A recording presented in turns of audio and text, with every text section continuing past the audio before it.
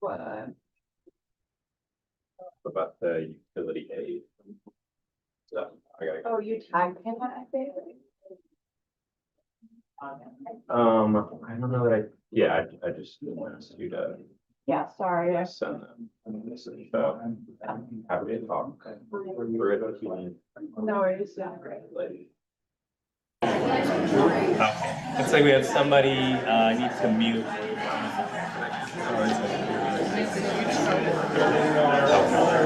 When you send me the screenshots? Yeah. All right, everyone, let me get your attention. Please, let's quiet down now, and we can get started. Faster we start, faster we get your comment. My name is Michael Newmark, the Administrative Law Judge for the Public Service Commission, and this is the... Sorry, we're still getting some... Oh.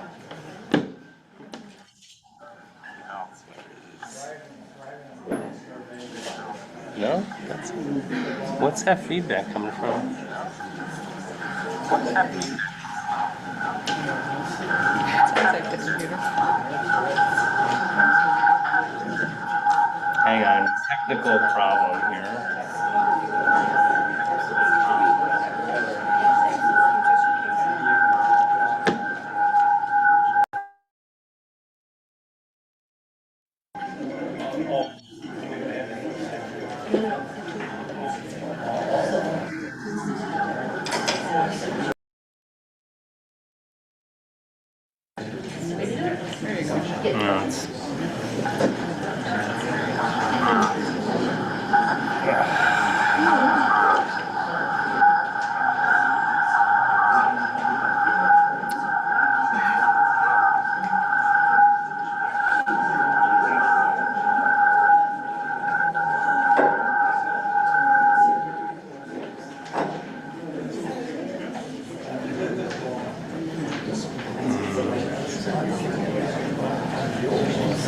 Okay. Well.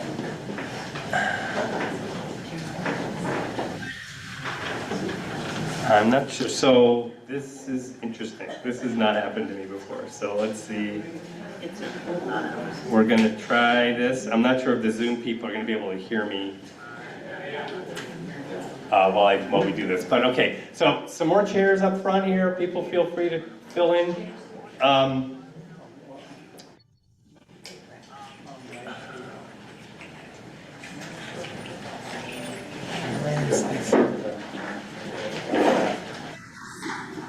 I can hear you. Thanks. Yeah, I don't know. Something is echoing back through Zoom. I don't know why, but we're gonna get started, and hopefully we'll work around that. Okay. So, like I said, or didn't say yet, this is docket 9837 CE 100. It's what we're calling the Red Oak Ridge Energy Center. So just so everyone gets oriented, this is a hearing for the Public Service Commission. I work for the Public Service Commission. My job is to create the record in the case. And the Public Service Commission, we have 3 commissioners that run the agency. And we do want to welcome Commissioner Hawkins here, who's here to listen to you. I did want to give you a caveat, is that it's the record that the commissioners must use to make the decision. And any conversations they have off the record, they can't use that as the basis of their decision. So we just encourage people not to approach the commissioners with information about the project. Feel free to put that in your comment, and that'll be part of the record. They can review that and consider it when they're making their decision. And that's basically the goal. We want to get your comment. We want to get that to the commissioners. We want them to be able to review that and consider it when they're making their decision on the project. Public Service Commission is a state agency that regulates all utility service in the state, sets the rates for utilities, and approves these large generation projects. The Commission has the power to approve, modify, or reject an application. So that's the key here. That's what you want to be working towards and making your comment about. So what we're doing here today is doing the public comments. We have 2 sessions today. We're going to starting at 2. We're going to go until we're done with people on the list. And like I mentioned, you want to get your appearance slip to me. We'll go until we're done, and we'll start again at 6. Now, we're not going to let those sessions bleed into each other, so we will take a break at some point if we have to, but that's the plan. So once I get your appearance slip, we'll get it in the pile. The process is I'll call your name, have you come up to the table here, have a seat, I'll swear you in, have you state your name for the record, and have you give us your comment. We want to know what you think about the case. We want to get your opinion on what's going on. Like I mentioned before, we have the applicant in that corner and commission staff on this side of the room. So if you do have questions about the project, please ask those before you make a comment, and then use those answers when you're making your comment. Like I mentioned though, some of the ground rules here is we need to have the room quiet when people are commenting. Important thing is that it's the transcript of the hearing, that's the official version of the comments we collect. So we have a court reporter here. She's a wizard at what she does, but she's not gonna be able to hear a comment and get it down correctly if there's people talking in the room. I can see it's very distracting, even whispering, I see when she looks up, she gets distracted.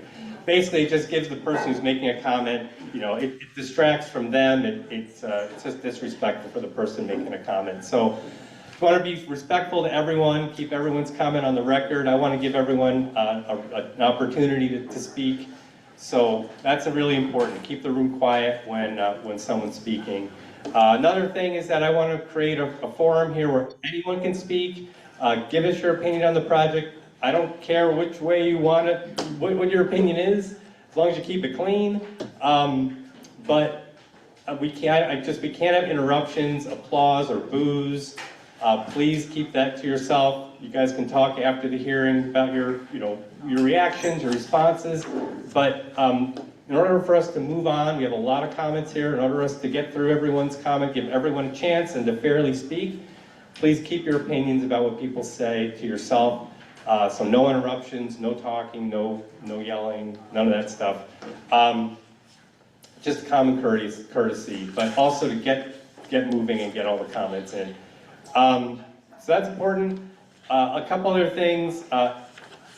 Court reporter is going to be typing at the speed of your words, so please speak at a reasonable pace. If you're going too fast, I'm going to interrupt and just tell you to slow down.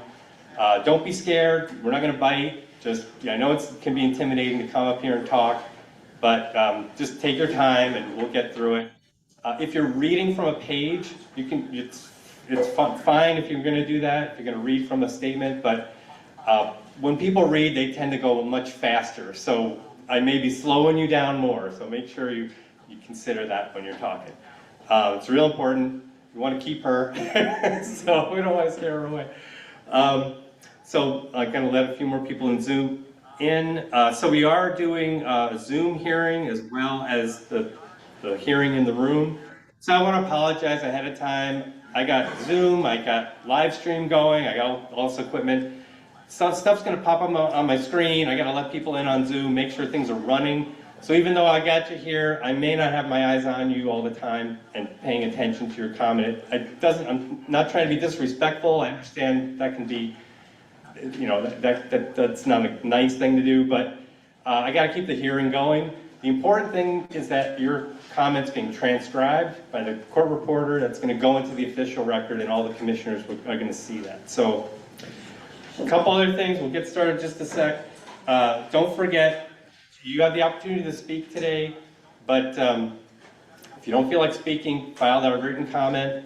And if you're here and for whatever reason you don't want to speak, or maybe you have to leave before I call your name, you can fill out your comment, just hand it to us, hand it to staff at the table.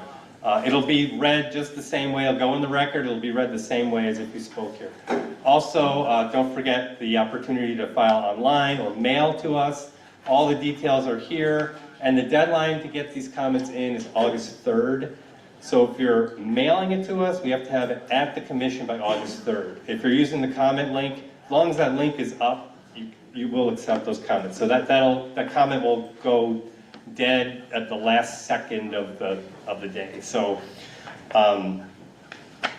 yeah, I think I got everything I'm supposed to tell you guys.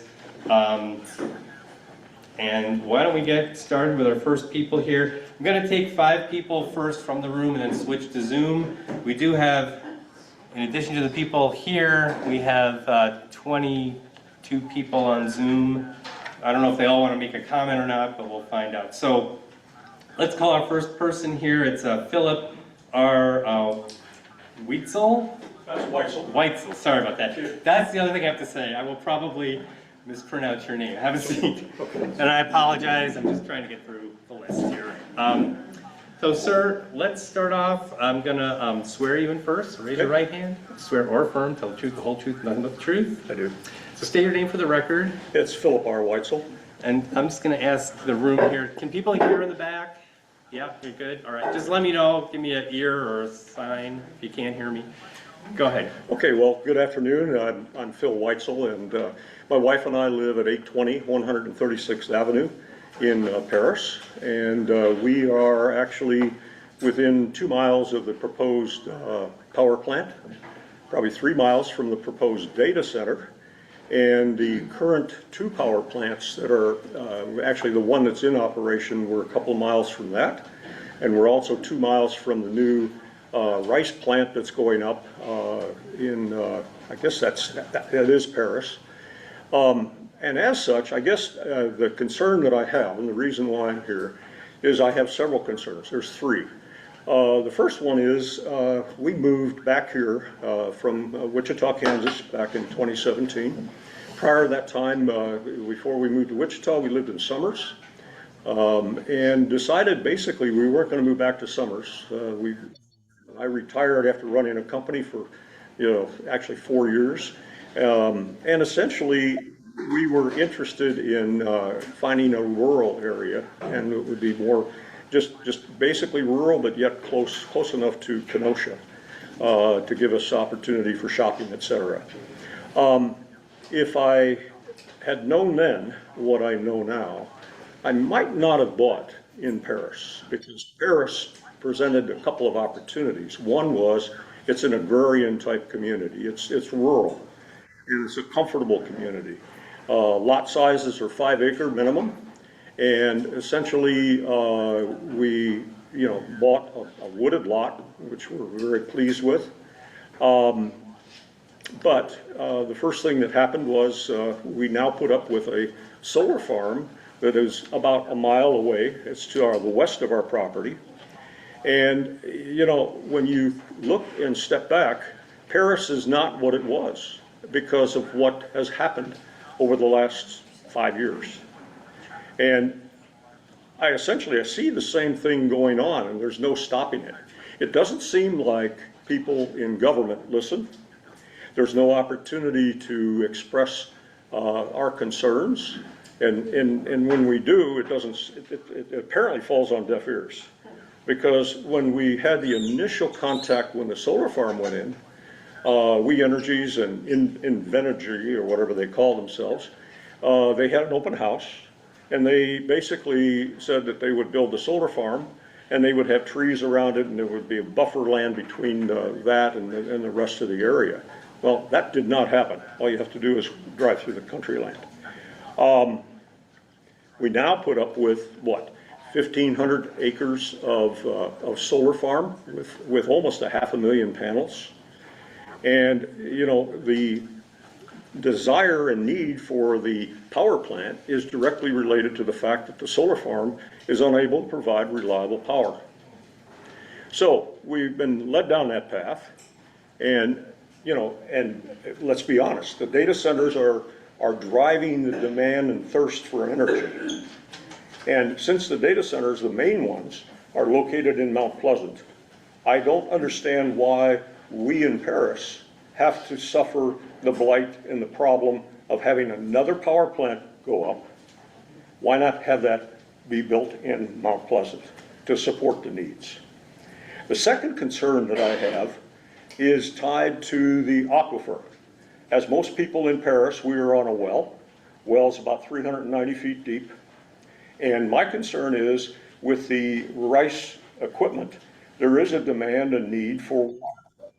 And my understanding is that they were thinking about sinking, if they go to the alternate site, they're gonna sink a well that goes down 1,000 feet, with the intent that that would not affect residential wells. Well, that's not totally true, because I heard today, and I haven't confirmed it as a source, but I'm assuming it's true, that they actually sunk a well down 1,000 feet near Green Bay and Highway E. And that 1,000-foot well still drained and depleted the aquifers during drought conditions. So that's an FYI. That's a concern that I have. Is We Energy or Invenergy, are they going to supply water from Lake Michigan if the aquifer is affected and I end up with having to either dig a deeper well or not being able to get water at all? The third concern is the cost of energy.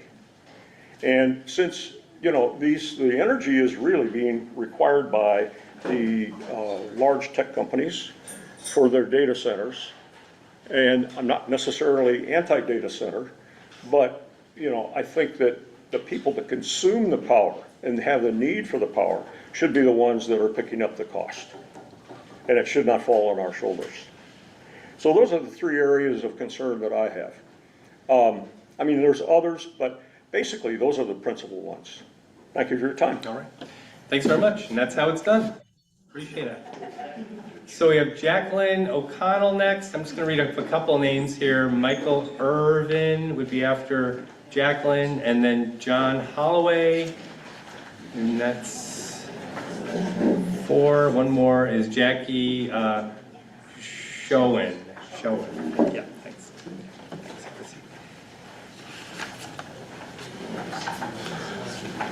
All right, let me get settled here.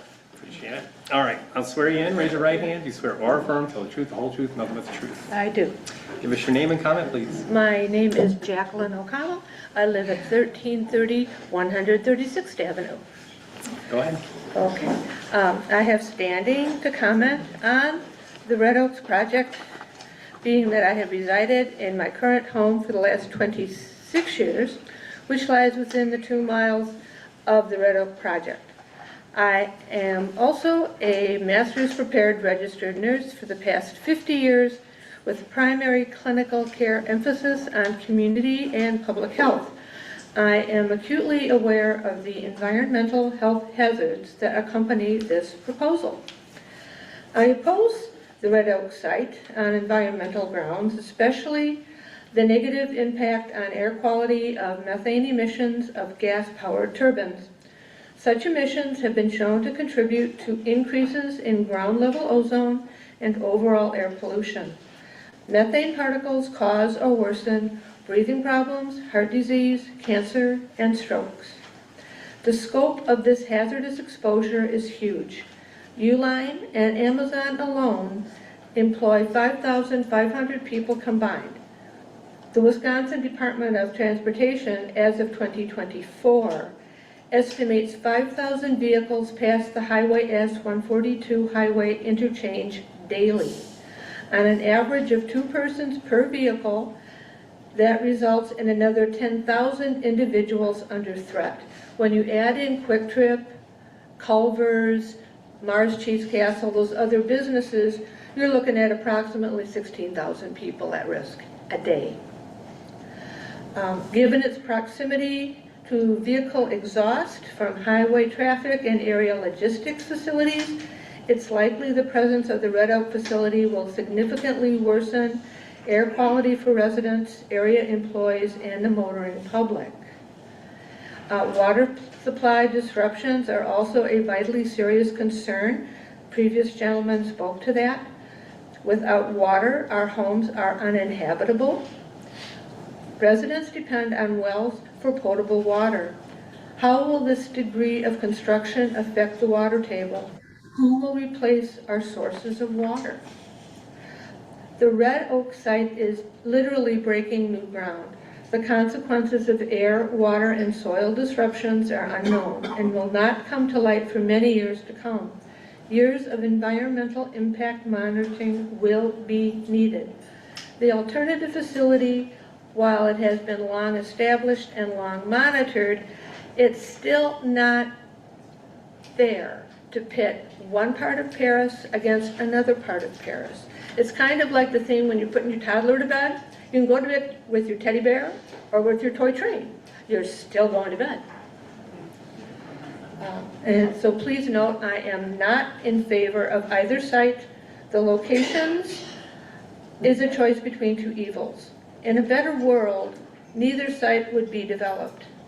I would like to close in saying the city of Kenosha has bullied Paris Township residents for decades. The city covets township land west of the interstate and will do most anything to get it. I ask that you, the Public Service Commission, stand up for the little guy and deny this project. Thank you. All right, thanks very much. Michael Irvin.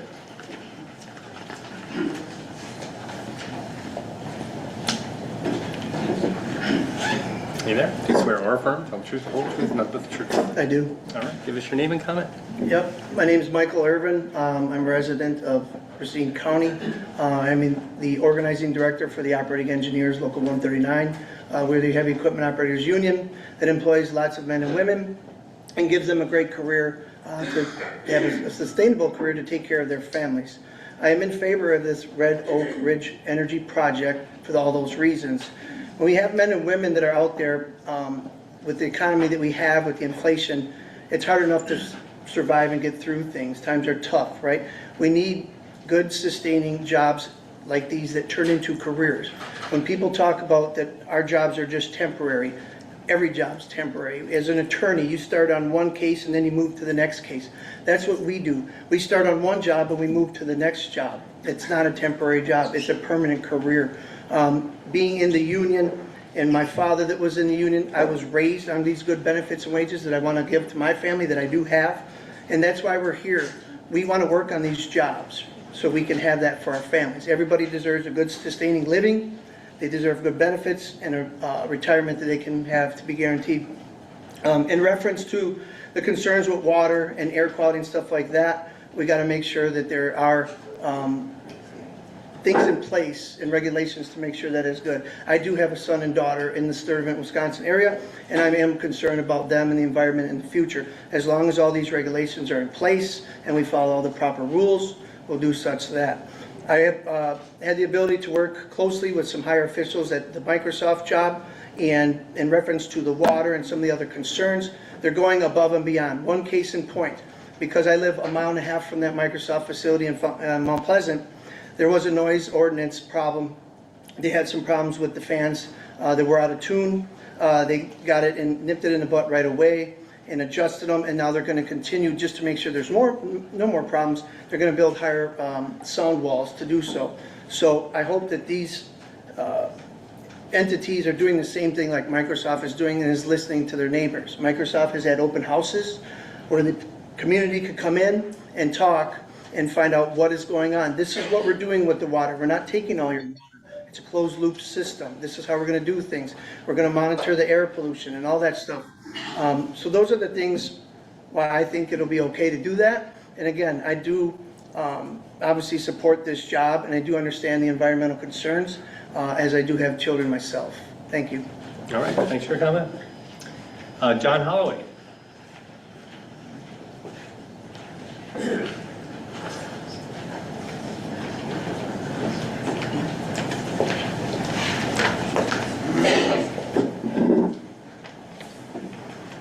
There, swear you in. Do you swear or affirm, tell the truth, the whole truth, nothing but the truth? I do. Give us your name, please. John Holloway, Holloway. Okay, can you guys hear him? Just speak up a little bit. John Holloway. I serve as town chair of the town of Paris here. The town board has put together a more detailed letter that they will be forwarding to the commission.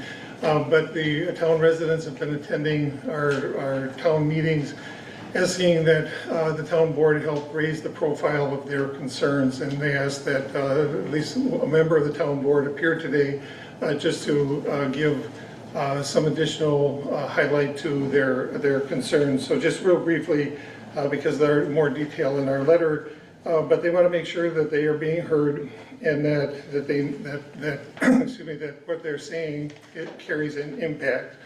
Most of the people that are commenting, quite frankly, do not feel comfortable with this process, how the decision-making process is being done. The conversation that is being had is questioning who will benefit from the power plant, whose benefit is this for, and so those are the type of conversations. There have been ongoing debate about data centers. Is this what we want as a society? There's a whole nuance to that in a field that we're pushing the narrative before we've got the answers. They repeatedly raised concerns about health concerns, and then from the town standpoint is that the town of Paris has a large propensity, or not propensity, has a large burden of energy generation already in the town, and the residents are questioning why do we continue to have more power generation within the town. So, thank you. Thanks, John, and thanks for hosting us here. It's a great facility. Appreciate all your help. All right. So last up for the in-the-room comments, this batch is Jackie. I'm going to switch to Zoom and see if people want to speak on Zoom. Do you swear or affirm, tell the truth, the whole truth, nothing but the truth? I do. All right, give us your name and comment. My name is Jackie Schoen.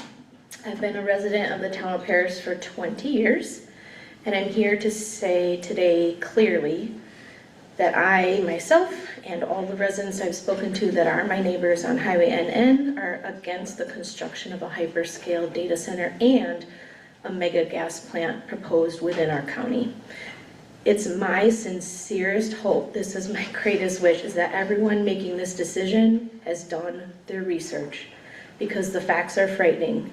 Just living in a zip code where there is a fuel-fired power plant increases the risk of hospitalization for respiratory issues by 17%. I am deeply concerned that the negative impacts of a mega gas plant and a hyperscale AI data center would have on our very small community, the community where we care for the land, livestock, and where we raise our families. I worry about the gas plant using a deep well for water because it will be drawing millions of gallons of water, even with the closed loop system, and that will certainly impact our own personal wells. Nobody can live in a house that has no water, and you certainly can't sell a home that has poor water pressure or quality. And I don't think anyone can guarantee that our private wells will not be impacted. I'm concerned about the green space where these projects are proposed to be built. Since the lifespan of a data center is estimated to be 15 to 25 years, our community will be left with a massive eyesore and brown land that cannot be built upon. Is there a plan for that space when the lifespan of a data center has come to an end and the mega gas plant that is no longer needed? Because it won't be needed. This proposed gas plant is only demanded by the very large customer of Microsoft.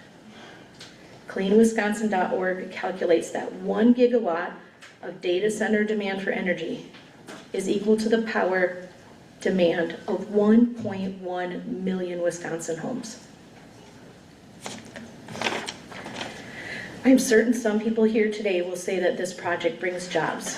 It does. It brings short-term construction projects, but it does not bring permanent jobs. It will be just a handful of people. I would rather there be some other type of construction projects proposed for our town, which would employ our local workers. It upsets me that the state of Wisconsin has not yet put a moratorium on the construction of AI data centers until more research is done and we find ways to make it smaller, quieter, and with less risk to our environment and our family's health. But until then, small communities like us are relying on you to make the right decision for the health of our families. That's right, we're relying on you to make decisions about our health. I'm not naive in thinking that AI is just going to go away. But I do recognize that technology continuously makes improvements. And so it will be with AI. When AI becomes more efficient and needs less energy to power it, we're going to be left with the rubble. I ask you to consider, what if you lived in the town of Paris? Would you still approve the project? Thank you. All right, so we're going to go to Zoom, get 5 comments from them. After that, we'll switch back to in the room. So we'll have Dr. Aria Bennett, Charlie Shabazian, and Mary as well, and Gloria Randall Hewitt. So you'll be on deck for in the room. Let's switch to Zoom for a second, see if we can catch some comments from them.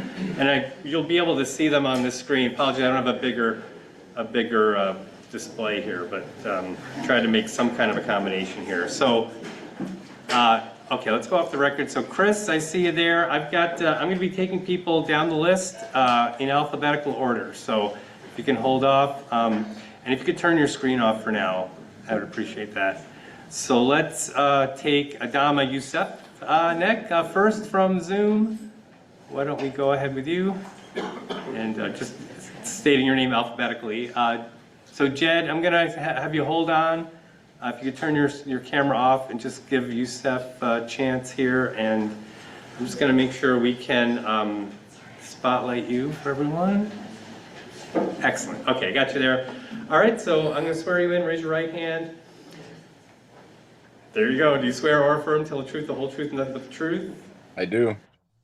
State your name and give us your comment. My name is Yusuf Adama. Thank you, Michael. And I think you said there's a commissioner there, so I appreciate that as well. Good evening, and thank you for the opportunity to speak today.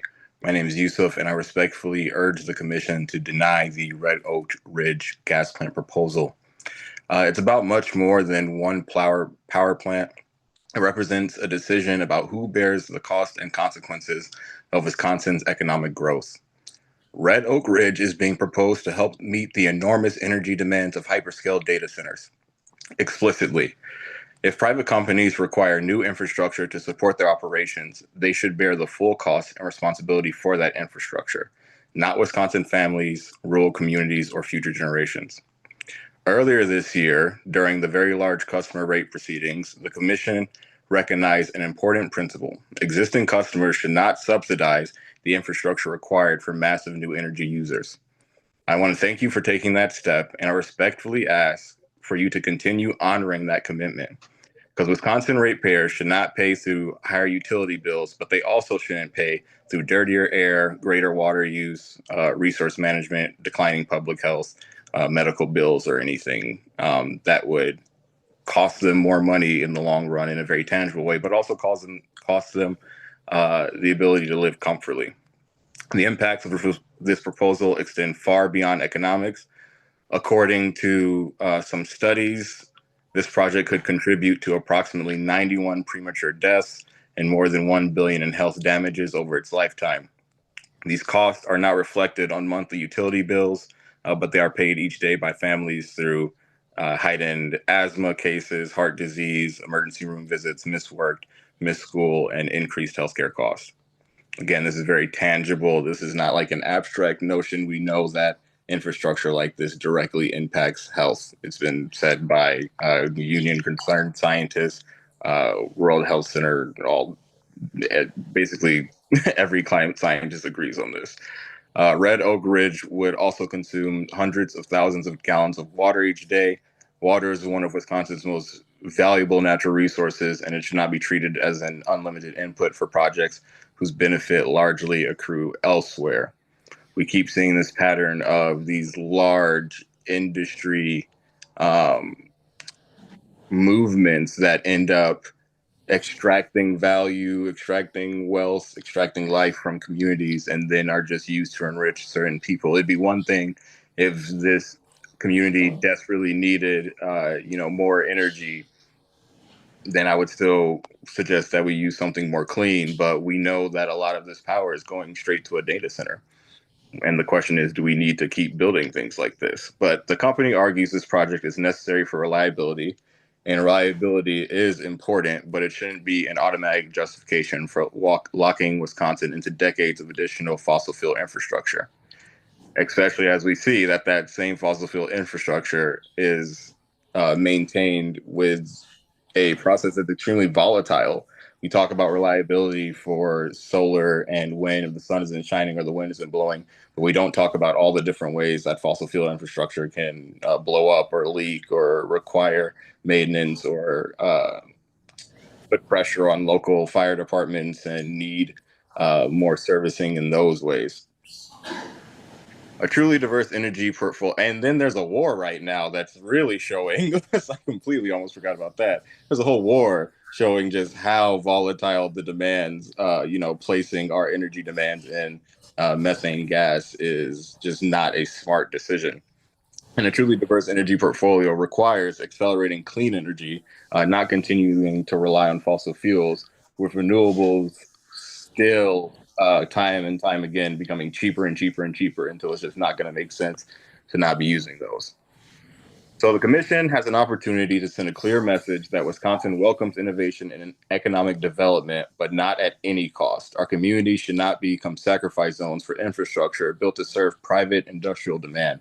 I respectfully ask the commission to reject the Red Oak Ridge proposal and instead support energy solutions that protect ratepayers, safeguard public health, conserve our water resources, and move Wisconsin towards a cleaner, more affordable, and more resilient energy future. Those things can also be done by union labor. Like, there is a way for everyone to win, no one to get sick, and us to get the energy that we need, and it not to cost communities. This is not like a utopian Star Trek proposal. This is tangible, this is real, and we can do this. So thank you for your time and consideration. Thank you for hosting this. All right, thank you, sir. All right, Amanda, I have you next on my list here. Did you want to comment? You need to unmute. Doesn't look like you have a camera. Amanda? Okay, I'll mark you down as no comment. How about Brent? Did you want to comment? Need to unmute Brent.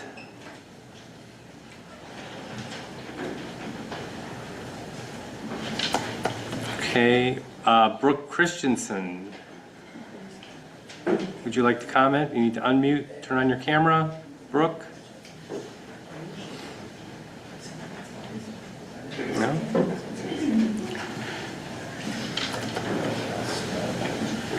Caitlin, with a C. Caitlin, would you like to comment? Hope you guys are watching. I do not listening.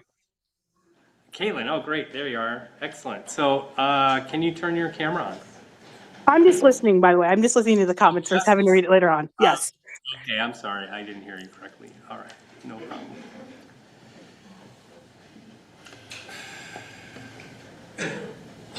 Chris Isaacson, you're next. You were itching to comment. I think we got you now. Yes. All right, so let me get you set up here. Excellent. So I'm going to swear you in first. Raise your right hand. Swear or affirm, tell the truth, the whole truth, nothing but the truth. I do. State and spell your name for us, please. My name is Chris, C-H-R-I-S, Isaacson, I-S-A-A-C-S-O-N. All right, go ahead. I currently live at 300 144th Avenue, right between Highway KR and Highway A, right in the middle of the road. And I look out my kitchen window, and right behind me, I see the new power plant going up. Right behind that, I see the old power plant that's been there. And just to my southwest, I have a beautiful view of a field full of solar panels. During the solar panel discussion, we were told we didn't have a choice. It was a private discussion with private landowners. It was just going to happen. They did have an information session, at which time it was said, oh, but we need the power. Don't you want the casino? Don't you want this? Microsoft wasn't even a thought at the time. Foxconn was. Then with the second power plant, they said basically the same exact thing. We need the power. We got to power Microsoft. Don't you want that? Well, let's see. Microsoft is taking up an enormous amount of acreage and employing 800 people when it's all done. That's it. Yes, they're using a crew of 10,000 to build it. Once the facility is up and running, it will employ 800 people. That's the entire campus. I don't want to see another power plant. We had, excuse me, a perfectly good power plant in Pleasant Prairie, which could have been converted to a natural gas plant, but instead they closed it, tore it down because the city must have wanted to do more land reclamation. Well, Paris Township, we don't have the infrastructure to do land reclamation if and when these fail. And what is stopping this process from occurring another year from now? Because it seems like each year there is a new power plant need that they want to do in Paris Township. I agree with one of the previous speakers who asked, why does Mount Pleasant not have to support any of this infrastructure? It's a fair question. Or Summers, right across the street. Build it right across the street in Summers. So my comments are that the commission take that into consideration. Paris should not have to bear the responsibility of multiple power plants. I understand that technically the land is already Summers due to the Summers-Paris Pact that occurred back in 2016, but it's still the Paris Township residents that are going to be affected, and there's a whopping 2,400 of us total. So those are my comments, and I appreciate the time. All right, thanks, Chris. Next on my list is Chris K. Did you want to comment? You'll need to unmute and let me know. So this is, go off the record, Chris K.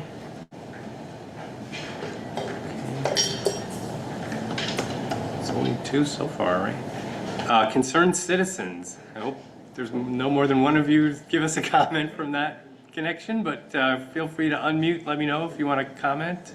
Concerned citizens.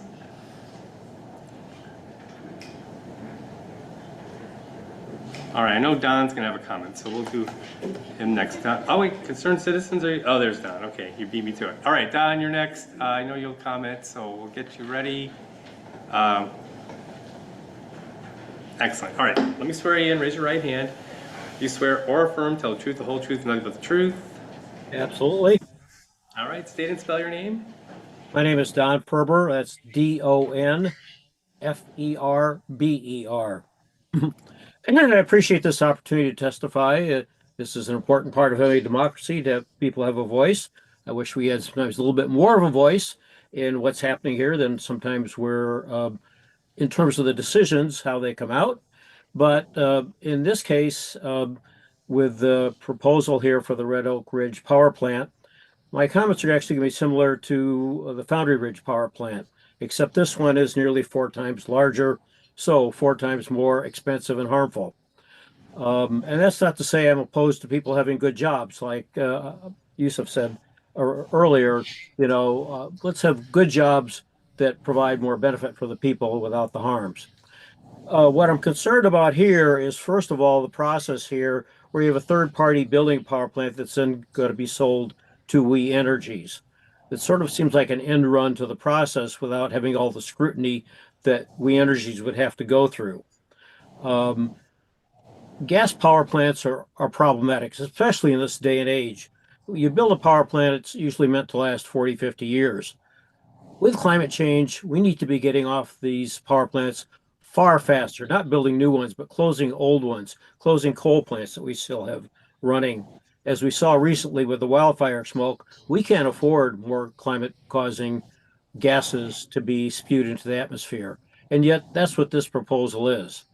And somehow this is very strange, given that we know that clean energy is cheaper and that you're hearing all sorts of other solutions when it comes to powering data centers that include some power provision, but also such things as demand response and virtual power plants. Or I'd be happy to have them invest in energy efficiency for customers that need it and take credit for that and reduce the energy use elsewhere, and it would benefit everybody. That doesn't seem to be being done or being proposed, and I don't understand how the Public Service Commission does not demand more of this, and I would like to see that. But the Service Commission's mission includes providing safe and environmentally responsible energy. This is neither. It's not going to be safe for the residents there. It's not going to be safe in terms of climate change. And, gas plants can have other problems too. Nor obviously, for these same reasons, is it environmentally responsible. When we have better alternatives, how come we're even considering this, or not at least asking them to pursue stringently other choices than what they're talking about making here? And there's also concerns about this relating to affordability, that if either an agreement is not made because this is a third party for the data center to pay their full costs for this power plant, or down the road when maybe the agreement is up, customers could get saddled with some of the costs on this, which could be, far more expensive down the road. So that's a concern too, again, relating to the Public Service Commission's mission. So, yeah, there are better, cheaper alternatives that are not going to have all the impacts that this would, especially on the communities there. And so I'm urging the Public Service Commission to reject this proposal. Thank you. Thanks, Tom. All right, we're going to try one more person in the on Zoom, and we'll switch back to the room here. So how about Dr. Joel Charles? See you there on Zoom. Hi, thanks. All right. Thanks, Michael. Thanks. Okay. Yeah, let me spotlight you and swear you in. Raise your right hand. Do you swear or affirm to tell the truth, the whole truth, and nothing but the truth? I do. All right, go ahead. Did I say state your name and spell it, please? Yeah, my name's Dr. Joel Charles. I'm a family physician. That's JOELCHARLES. I am speaking today in opposition to the Red Oak Ridge Energy Center. So first, I want to thank you, Michael, and I want to thank Commissioner Hawkins for being here today, and to everybody who's coming out and speaking and engaging in their community on this. There's a lot of, I would say, lack of trust in community right now, and I think showing up in person in particular to engage on important questions like this is an important way that we start to rebuild some of the trust in our community. To the commission, you're going to hear a lot today about the negative impacts of this proposed plant, which are many and broad, and they fall into a lot of different categories. And I suspect that you'll be tempted, similar to how you did with the Oak Creek plant, to take a very narrow reading of what your authority is in this situation, to essentially say, to take a very narrow reading of what your authority is and say that, yes, you recognize that there's a lot of harms to this plant, but that your hands are tied and therefore you approve it, and point the finger at the state legislature and say it's their responsibility. I really hope that you don't do that. I hope you choose to take greater responsibility for your larger role in protecting the well-being of the public. There, as I said, there is a lot of mistrust of institutions in our society right now. And I believe a lot of that comes because our institutions are failing the public. And one of the reasons our institutions are failing the public is that many of them have drifted into this habit of publicly stating what their mission is, but then letting bad incentives or narrow readings of what their options are push them into doing things that are not actually achieving the mission of those organizations. And I want to be real clear. I respect the work that you do, the hard work you do, the position that you're put in. Most of these institutions that are failing the public are full of good, hardworking people. And yet they're failing their missions. And I will be the first one to say that I'm aware of this trend because I work in healthcare, in an industry that is bleeding people dry. that is supposed to help people be healthy and is failing people, bankrupting them. And I see that happen regularly.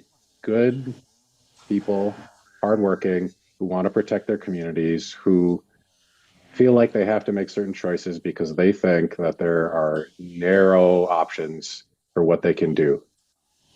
But one of my mentors in family medicine said that our first duty is to humanize the systems in which we work. I'm asking you to have the courage to do that with the Public Service Commission. You're hearing an overwhelming opinion from the public that they don't want this plant, that it's not in the public interest. Now, I recognize that there are a lot of things that the state legislature did to try to narrow what your options are in situations like this. Everybody knows that this is a workaround by We Energies to try to skirt rules. So to prevent you from considering, for example, alternative energy sources by making this a merchant gas plant. And then once it gets built, they're going to turn around and try and buy it. I think you should choose to call them on that. But even if you don't, let's say you don't, there are still other avenues in state statute for you to conclude that you should deny the CPCN because it is not in the public interest. Section 196.491, subsection 3D4 says the facility must not have undue adverse impact on other environmental values, such as, but not limited to, ecological balance, public health and welfare, historic sites, geologic formations, the aesthetics of land and water, and recreational use. That is a very wide lane that you can choose to go down to reject that plant. And I hope that you have the courage to do so. Thank you. Thank you, Doc. All right, we will move on to people in the room now, and we'll start with Dr. Ariane Bennett. There we go. Let's see, we have everything set. Raise your right hand. Do you swear or affirm, tell the truth, the whole truth, and nothing but the truth? I do. All right. Please state your name and give us your comment. Thank you. I'm Ariane Bennett, ARIEAHN BENNETT, and I'm a resident of a farm in Paris at 3110 169th Avenue. Let me just check in. People here in the back? Yeah, okay, go ahead. I am asking today that the PSC deny the Red Oak gas plant proposal for the following reasons. The negative health effects that others have spoken about today for the public: health, air, water, environment, property values, and utility costs. The people of Paris will bear all the negative outcomes of this plant, and that it's only going to benefit and profit the AI hyperscale data center. I want to say that I'm not anti-technology. I use technology every day.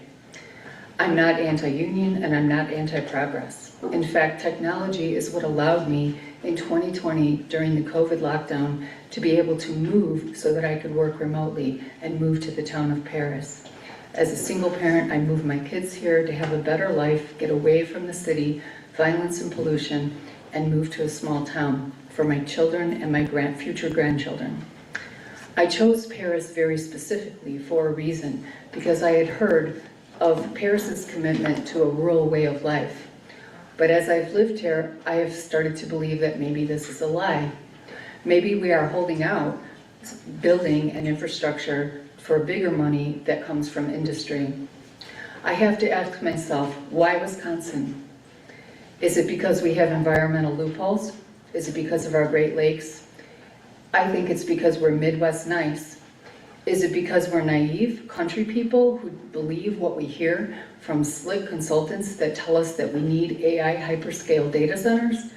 I don't know, but for some reason they've chosen the small town of Paris to bear the brunt of what seems to me like being corporate greed. I also want to say that I do use technology every day, and the tendency of technology is to move toward smaller, faster, more efficient forms of energy, and also more affordable. When I started college in 1981, computers took up the size of this entire room and cost millions of dollars. 4 years later, people had something called PCs on their desk. Now, most of us carry computers in our pockets. Some of us wear computers on our wrist. So I believe that the technology is going to move forward towards more efficient, more affordable forms, and we'll be stuck bearing the brunt of what's being constructed with these AI data centers. The US Treasury has said that AI data center boom can be compared to the dot-com bubble, and we all know that that caused a great collapse. So I have to ask myself, why are we leveraging a brand new technology on old infrastructure technologies and fossil fuels that are harmful to use these outdated energy sources? It doesn't make any sense. So I'm asking the FSC to please deny the proposal for the Red Oak Energy Center. Thank you. Thank you very much. So we have Charlie Shabazian. Am I pronouncing that right? Okay, good. Thanks for the pass. And then I did want to add, we wanted to take 5 at a time, and I don't think I announced. So Charlie, and then Mary, and Gloria, and then Sarah Zarling. Add anyone. All right, swear you in. Do you swear or affirm, tell the truth, the whole truth, nothing but the truth? I do. All right. State your name and give us your comment. Just speak into the mic.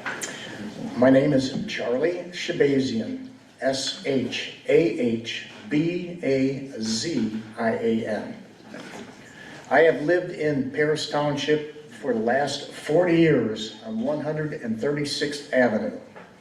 I am asking you to oppose the gas energy plant because of what the land will do, cost the land of pollinators, protected plants, the water, and the air we breathe. It is an unnecessary negative contribution to people's health and costly climate change. The site sits on farmland.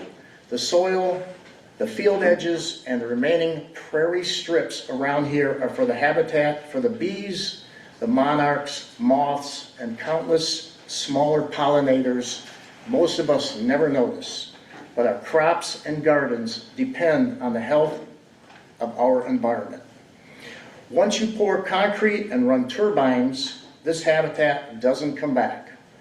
Pollinator populations are already under stress across the Wisconsin from habitat loss and pesticide exposure. Adding speculative and arguably unnecessary industrial development, artificial light, and vibration on top of that pushes local populations past what they can recover from.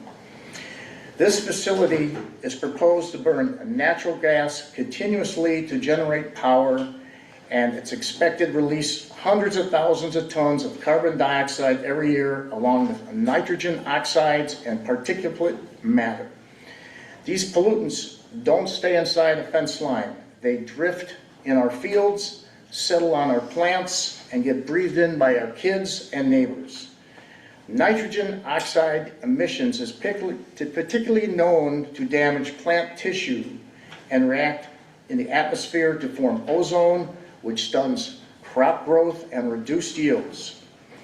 This isn't just a power plant question. It's a question about what kind of place Paris Township chooses to be. I am asking you to pause this project to ensure this makes sense and fits our values. Climate change is real. Harm of our health and habitats is well documented. Short-term gain for long-term pain is wrong. Pause this project and do more studies with community input. Thank you. Thank you, sir. Mary Shabazian?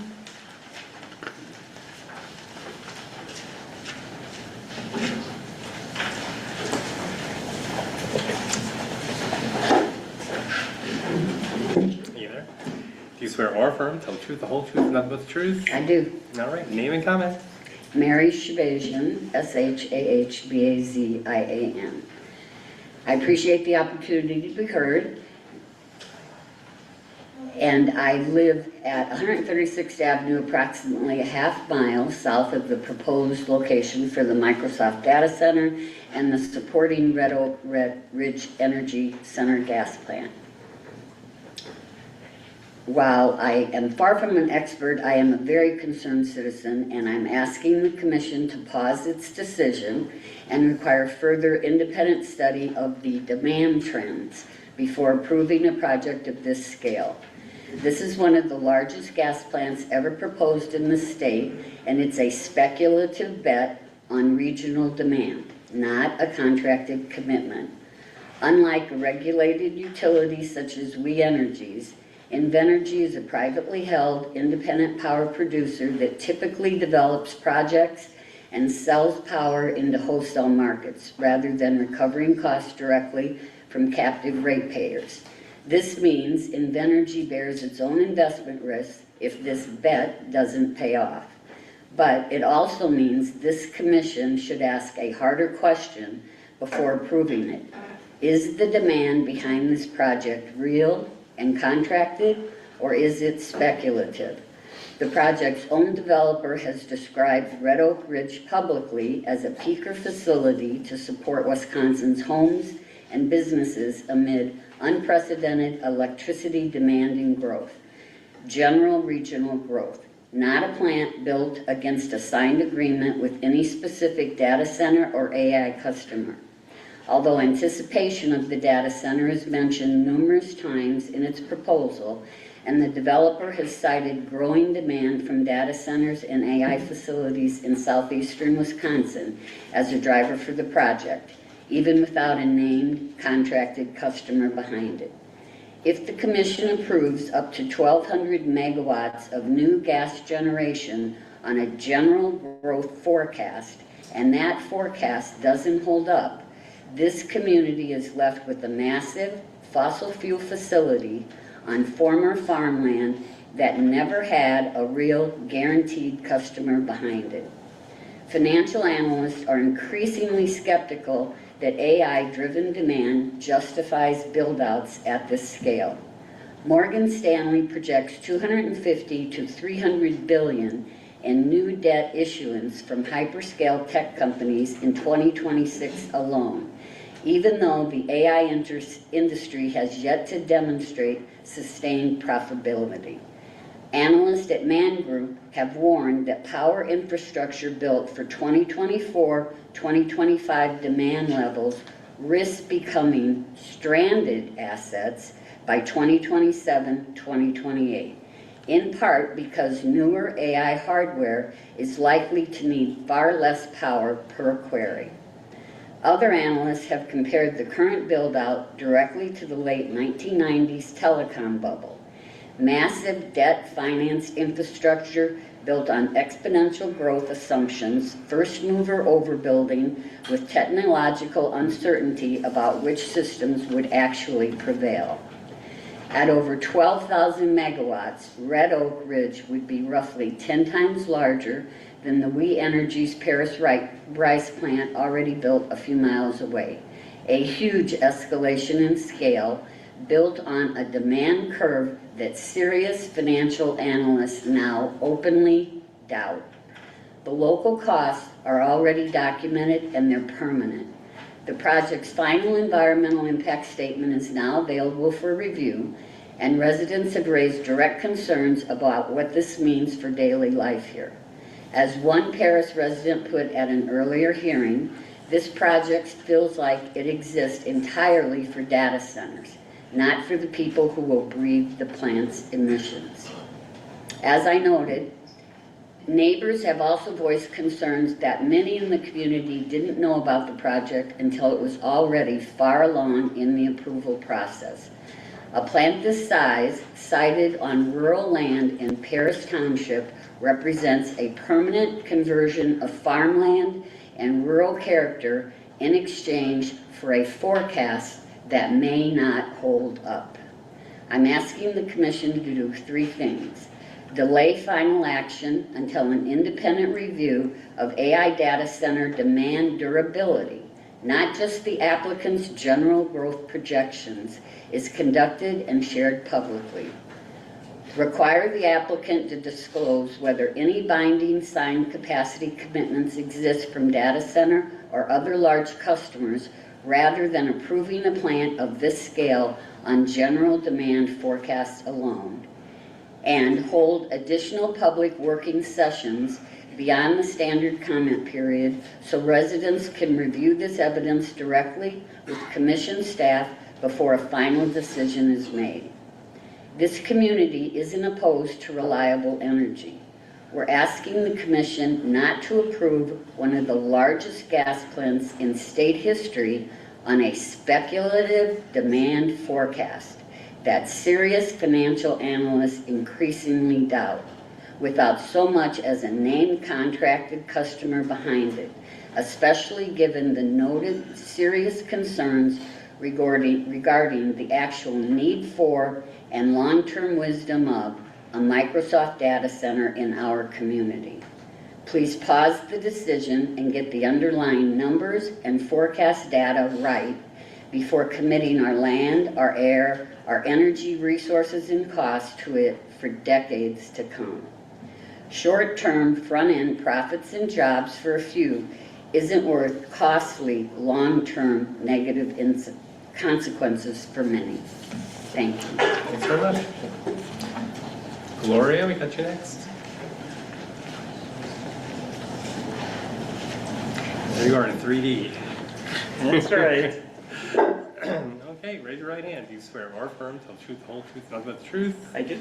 State your name and give us your comment. My name is Gloria Randall Hewitt, RANDALL-HEWITT.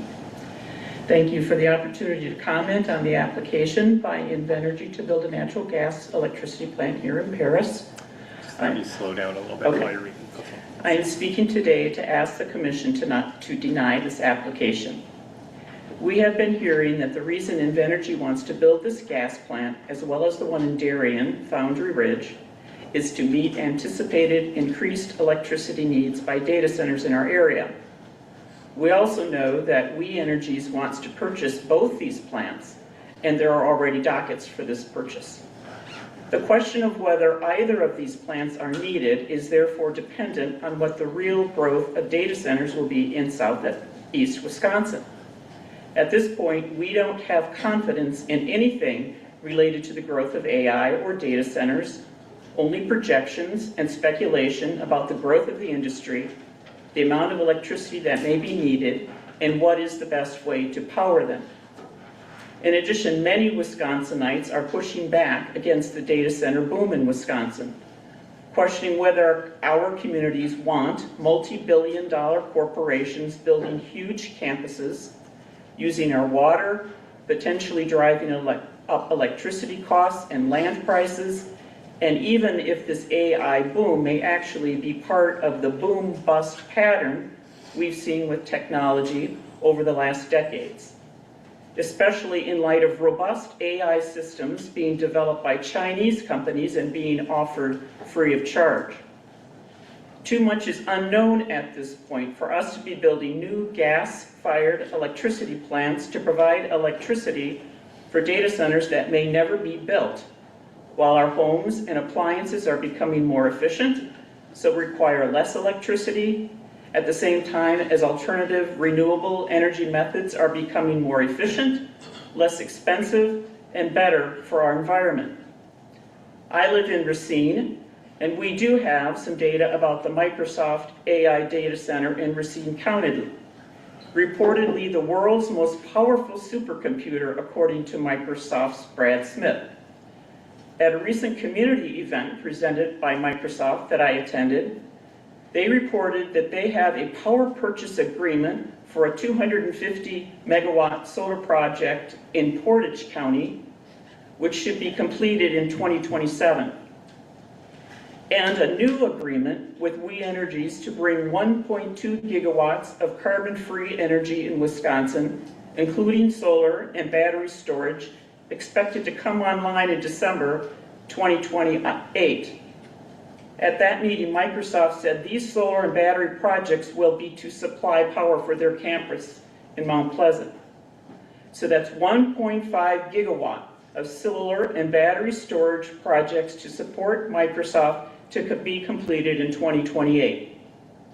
Invenergy, which incidentally has built multiple solar projects in Wisconsin, wants to build gas peaker plants totaling 1.5 gigawatts which will not be completed until 2028 for Foundry Ridge, the smaller project, and 2030 for Red Oak Ridge.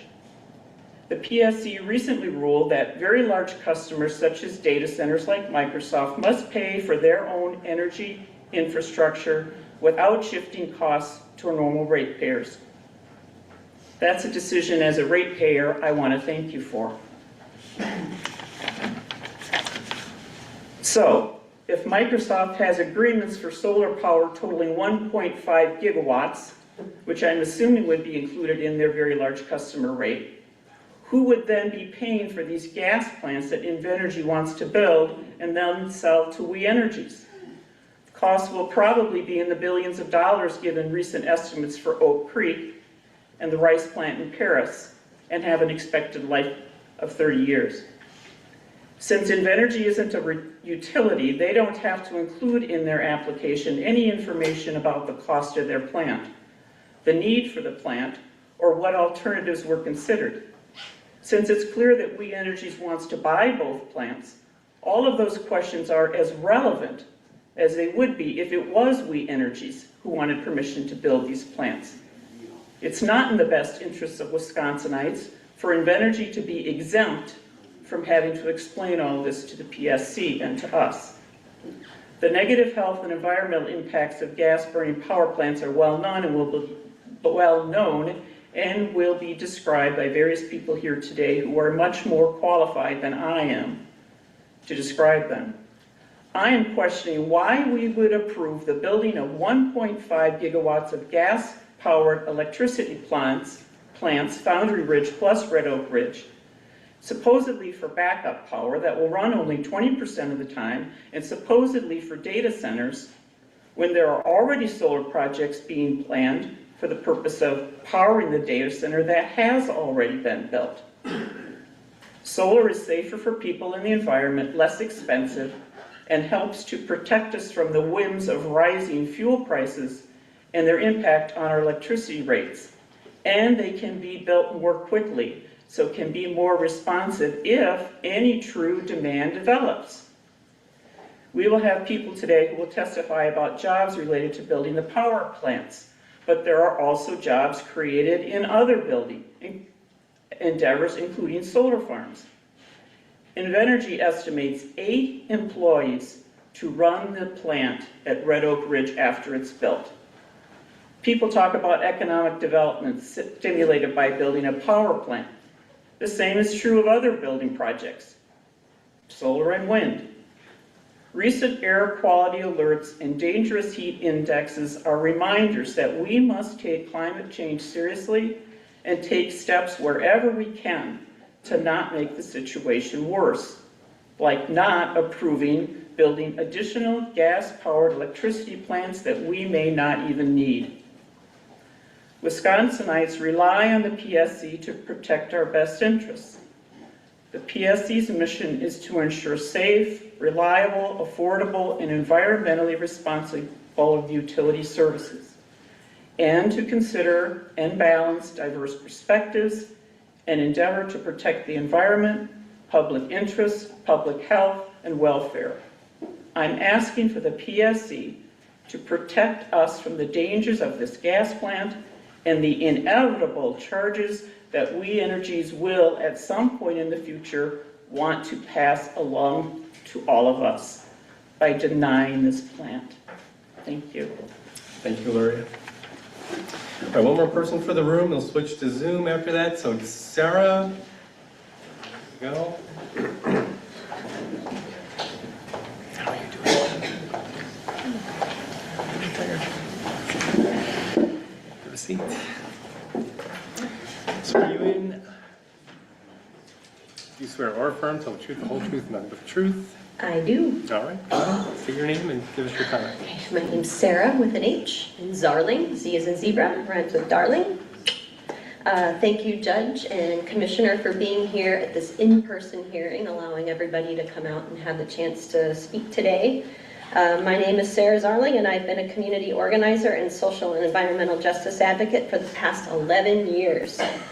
The focus of my work has been primarily on the negative impacts of oil and gas infrastructure, and related projects to frontline communities. From the drilling and extraction phase to the transport via pipeline and rail to the refining process and consumption, oil and gas are inherently harmful to all living things and our planet.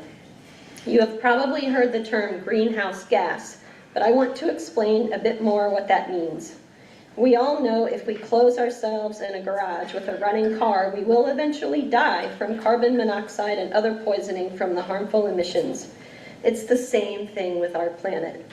Our planet's atmosphere traps all the poisonous gases that are emitted every day with nowhere for them to escape. This is, Sarah, yes. slow down. Oh, I'm sorry. Sorry. Trying to. Take your time, it's all right. Our planet's atmosphere traps all the poisonous gases that are emitted every day with nowhere for them to escape. This is why our planet is warming. We take for granted that we have this big planet with the wide open sky, so we think that a gas plant here, or a refinery there, or a data center wherever is not a big deal. But we often fail to consider all the types of pollution that are happening in real time all over the world every day. And remember, these emissions are collective. Carbon dioxide stays in our atmosphere for decades, and methane, which is arguably the most harmful of the emitted gases, only stays in our atmosphere for a short time by comparison, but its warming effects are many times over more harmful, making it, but its warming effects are many times over, making it imminently more harmful. These facts are why climate advocates like me, public health professionals, and climate scientists have been sounding the alarm for decades now over the urgency to stop drilling for oil and gas and to start transitioning to renewable energy. These warnings continue to go mostly unheeded, which is why we still have so many proposals for more oil and gas infrastructure and not more implementation for renewable energy like community and rooftop solar. This is largely because oil and gas and utility companies are so powerful that they have influence over our elected officials and policy. Until this changes, we will have more of the same. And where does it end? It has been bad enough that there have continued to be oil and gas project proposals in the past several years, but now we're being inundated with hyperscale data center proposals and more polluting gas plants to power them. Our planet is literally bleeding to death. We have the first aid kit and we have the ability to stop the bleeding, but we have to choose to do that. I implore everyone to look at the big picture and really consider these things and what kind of world we want to live in. Do we want to continue to allow our planet to keep bleeding? Do we want to continue living with increasing severe weather events, floods, and heat waves? Or do we want to apply pressure to stop the bleeding and give us all a fighting chance at survival? Looking around the room here, I see all the same players. Concerned residents who don't want to see more harm done to their land, and those who have a financial stake in this project. I went to a recent Microsoft open house, and I have to say I feel extremely sorry for the residents around here. I can tell that you're being ignored, that your questions are not being answered, that your demands are not being heard, that you keep having more of your land taken for projects that you don't want, and I really do feel sorry for you. And I really implore the people who are asking the commission to approve the project because of their paycheck that you really try and take a step back and think of the impact that this is having to communities who are going to be left to deal with the fallout once your job is complete and you've moved on to the next job. So with all of that, I urge the commission to please deny this project, and thank you again for the opportunity to speak today. Thanks very much. All right. So let's go off the record. So we're going to switch to Zoom. We have a lot more people to go, but I think we just need to do like a stand up and a stretch, but we'll be back in just a second. Stay here.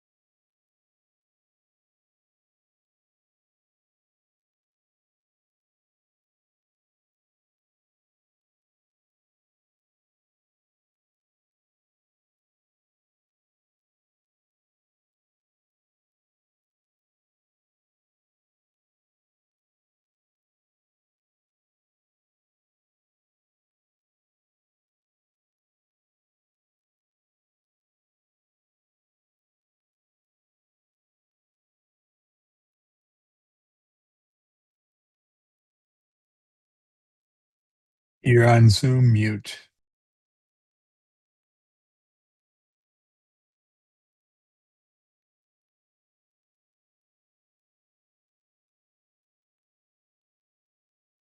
So let's get back to this and let this person in.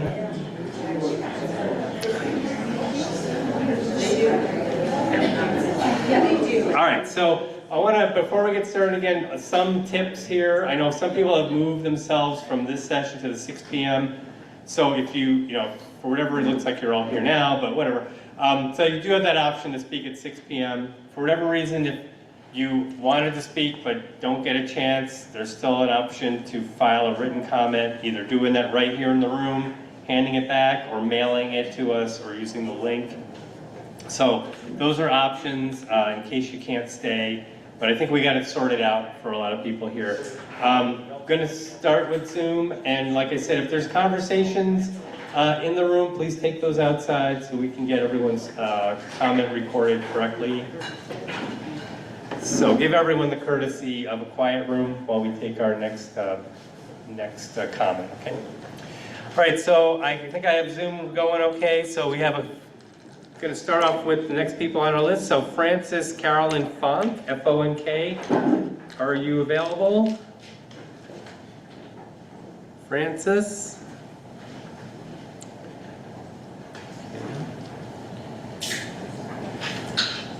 How about Janine? Janine on Zoom?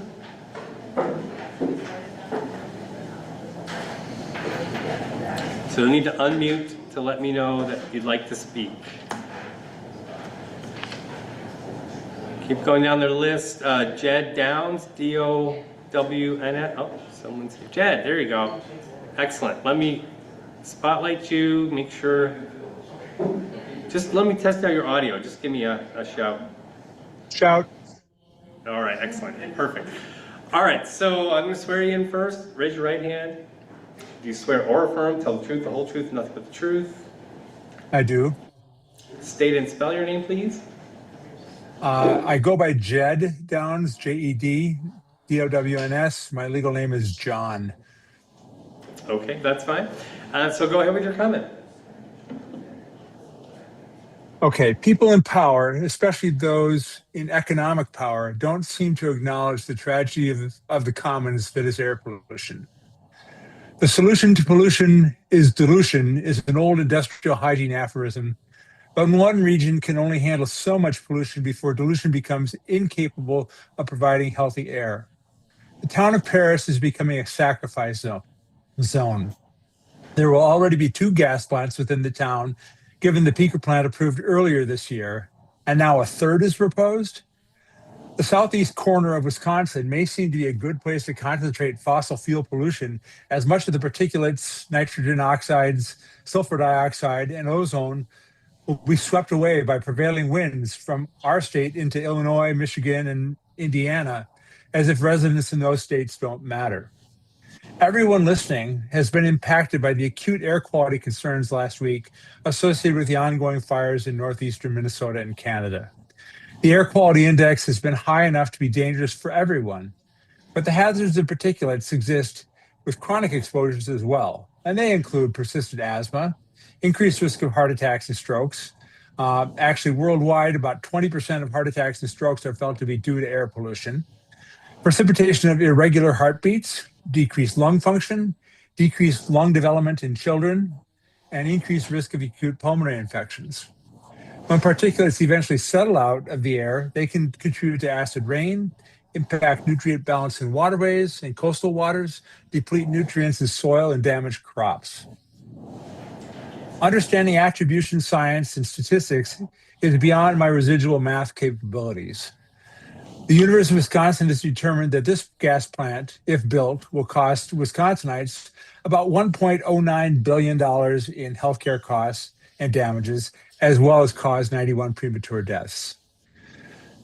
The fact that this project is a merchant plant means that there is less need to justify the building of the plant, even though We Energies has filed a buy-sell application from Invenergy. This implies less oversight and protections for consumers being stuck with higher electrical costs. This project was started or applied for prior to the very large user rate being implemented. Wisconsin residents should not be asked to pay for any plant primarily designed for data center use. Currently, 70% of water withdrawals in the state are turned into steam for power generation, whether that be from fossil fuels or nuclear energy. Closed loop systems for cooling data centers may not use evaporative cooling, but they demand more energy and as such still require access to steam made from water withdrawals. Water is a resource to be protected and judiciously used to benefit the residents of the state, not to be squandered when there are alternative routes to electrical generation in the form of wind and solar with accompanied battery backup. Those alternatives can be built more quickly and cost effectively. Methane plants with associated methane leakage along the supply chain, the production drill site, abandoned wellheads, pipelines, pumping station leakage, have been close to equivalent in terms of negative impacts for greenhouse gases as burning coal and global warming. The concept of clean gas, as well as the concept of clean coal, are clearly bullshit disinformation that Wisconsin should be protected from. In my opinion, there should be no new gas plants until the work has been done to produce as much homegrown clean energy and battery electrical system backup as the grid can absorb. If not clear by now, I oppose the permitting and building of the Red Oak gas facility. Thank you for your attention and a chance to be heard. All right, thank you.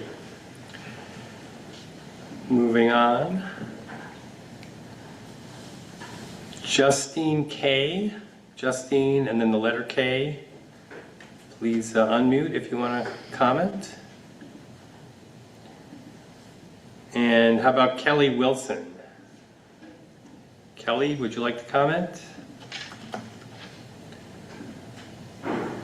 And Zoom is shy. I don't know why. It's usually not. It's usually the opposite. Lisa Thomas, you're on Zoom. Did you want to comment? Unmute. Lulu Fregoso, would you like to comment? Yeah, I think we got somebody here. Okay. Let me spotlight you and get you settled. All right, excellent. So I'll swear you in. Raise your right hand. Do you swear or affirm to tell the truth, the whole truth, and nothing but the truth? Yes, I do. Okay, great. State and spell your name. My name is Lulu Fregoso, Fregoso.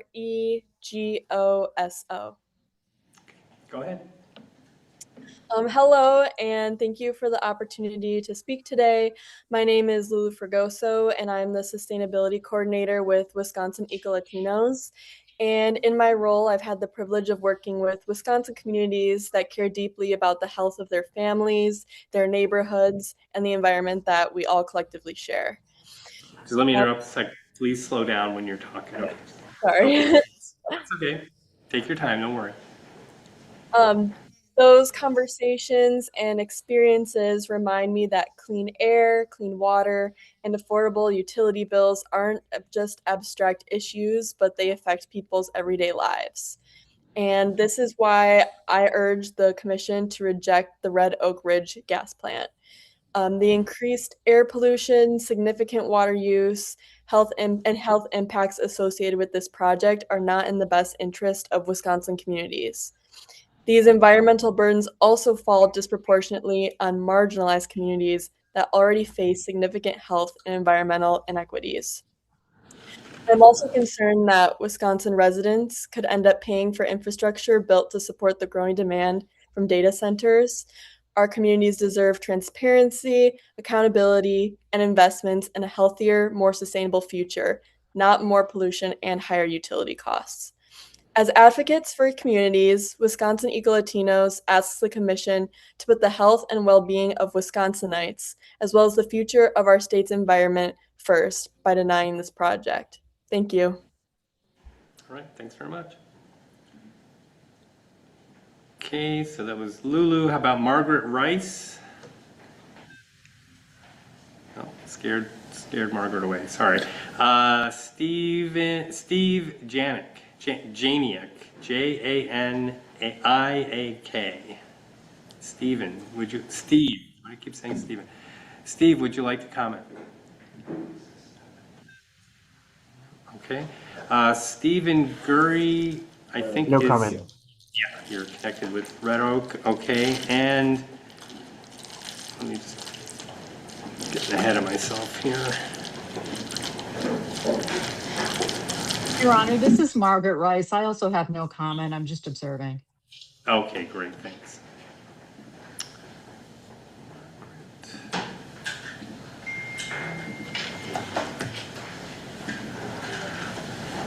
How about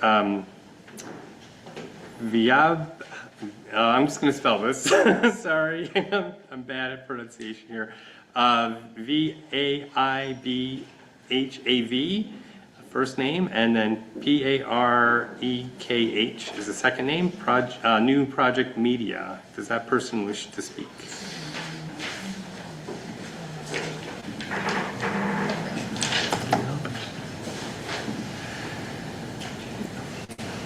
Okay, don't laugh. Wifey's phone.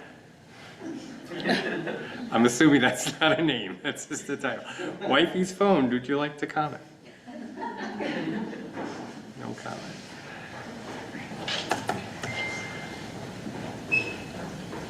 And the phone number ending in 767. If you'd like to comment, you need to unmute by pushing *6 on your keypad. Okay. And there's one more person I don't think I. Karen, this is phone number 9767. Can you hear me? Yes, I can. Excellent. Okay. Yeah, it takes a minute to do that. I'm sorry. All right, so you're commenting. Perfect. Let me swear you in first. Sure, Yeah, let me swear you in. Do you swear or affirm, tell the truth, the whole truth, and nothing but the truth? I do. All right, so state and spell your name, please. My name is Karen Burns, Burns. Karen with a K, Aren. All right, great. Thank you. Go ahead. Everybody has prepared such eloquent speeches. I'm a registered nurse, and I'm calling and concerned as an advocate for my elderly father who lives in the town of Paris across from St. John's Church. I have watched my father and my mother, who passed away from Alzheimer's, be abused by the system over and over again because people think that the elderly's voices do not count. And I want the commission to understand that despite my father's age, he is very much opposed to any more development in the county of Paris. He has problems breathing as it is. He moved out to the county over 40 years ago to get away from the city, from the pollution, from the noise. And he has friends that live near data centers and other power plants, and the noise is horrible. And even though Microsoft says that they have taken care of the noise, the plant in Sturtevant now has 3 civil lawsuits against it because of the noise. My father was also a union worker. My father and I both understand jobs and what unions can provide. But the unions and these big commercial businesses should not trump the little guy. And I want my father's elderly voice to be heard by the commission and oppose any more development in the township of Paris. In my own lifetime, and I am not elderly, I grew up in Pleasant Prairie near the coal power plant. I grew up watching it go up. When it first went up, pieces of coal actually dropped from the sky into our pool, and we would have to vacuum it up. That coal plant is now gone. So in my lifetime, and I'm not elderly, that power plant became obsolete. So until further research is done, everybody has eloquently stated the impact of water on the Great Lakes, which is 20% of the globe's fresh water. I think that these companies need to stop abusing our natural resources, and Wisconsin is beautiful. I travel up and down the interstate to get to my father's house once or twice a week, and I see people coming from other states pulling RVs, pulling water jet skis, pulling boats, looking to enjoy Wisconsin's water, Wisconsin's beauty, Wisconsin's greenery, because they're trying to get away from the big cities. So again, I oppose this. I want my father's elderly voice to be heard and taken seriously. Thank you. Appreciate that, Karen. So for people on Zoom, I've gotten through the list once, and I know there's been some new people that joined us. I'm going to take some people in the room here first, and then we'll get back to the Zoom people. I think there's maybe maybe 2 people, I guess, that I haven't asked about a comment yet. So sit tight. We're going to switch to people in the room. So we'll start with Pam Collins, then Sherry Schuff, Kathy Denko, George Stoner, and Cassie Steiner. Okay. Judge, you can put me at the end if someone else wants to. All right, we'll give someone else. Oh, and let's go off the record. I just wanted to mention, since we do still have quite a few people, although we're getting through the list, if you have filed a written comment already, let's see, that would have been since June 5th. If you filed a written comment since June 5th, that comment will go on the record. So this is sort of not really supposed to file 2 comments or make 2 comments. I'm not going to double check this right now, but if you know you've made a comment already since June 5th, just refrain from doing one now just to give someone else a chance. And then there's always a chance to still file a written comment for about another week, right? So, all right, I'll put Cassie, I'll put you in the back here. Thanks for sacrificing that. You want to stay to the end, so. So let me add Greg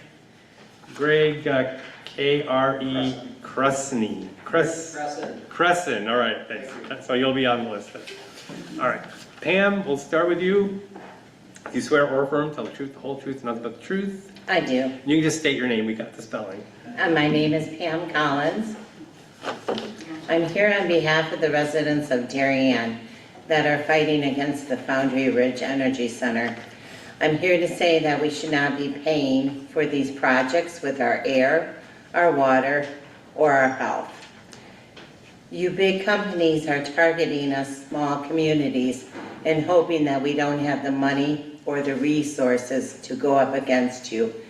Unfortunately, the application that Invenergy put in had many, many issues with it, things that we had to point out as residents going through it. My daughter-in-law is the intervener, and she had to point out some of the problems with it. This is not their first rodeo, and if we were not going through those applications, would it have just been green stamped? I'm just very concerned because the PSC, aren't you supposed to be checking the applications that the information they're providing is correct? These big companies with all the money, I'm just worried that it's going to be green stamped and right through. We Energies, we know they want to buy this project once it's done, no different than them buying the solar panels. Why would they buy the solar panels if they weren't producing enough? Who buys a business that's not profitable? Who buys a business that's built to only run 20%? And I hear that yours is only going to run 20%. If you're building a business, don't you want it to be running 100%? Who's paying all the costs? Then I've been told that the city of Beloit, all of their projects, they're running on a permit from the DNR that's been expired. So who is checking all of these loopholes? Who's checking these air qualities? Invenergy can file and build with less loopholes than a utility company. We want to know that our rights are going to be protected. Just think about everything that's in the air, falls to the crops, we feed it to our animals, It's on the table, and the milk you drink and the beef and the pork that you eat. Just think about that. We've been told that this thing's not going to be any louder than the dishwasher. Well, I already hear there's other plants that are already being sued because of how loud they are. Whatever they give us to plant some trees, that's not going to take away and fix the problems. It's not going to fix the health issues. It's not going to fix the water problems. And it's not going to fix where you have to discharge it into our Little Turtle Creek or regular Turtle Creek. We've had several doctors speak on our behalf to the effects of the air quality, along with respiratory, asthma-related, heart problems. We're asking, please help us stop this before it gets to that point. I appreciate the union workers, there's probably a place for them, but for them to come here with probably an AI-generated piece of paper that was been printed out and telling them to come and speak on behalf of their good-paying jobs, great health insurance, and all their benefits. Well, last week we had several speak, and some of them couldn't even pronounce the words on their speech that was provided to them. They're here because they have to do it for their job. I understand everybody wants jobs, everybody wants good pay. I just think that with something that is out there and so much damage it could bring, us as a community should get to vote on it, not just 3 people making the decision that we all have to live with. Okay, thanks, Pam. So before I let you go, you mentioned, I know you commented in Foundry Ridge last week's project. Yep. So you did mention that in your comment today, but what you said today applies to the Red Oak Ridge project? Correct. Okay. Yes. That's what I wanted to know. All right, great, thanks. All right, Sherry.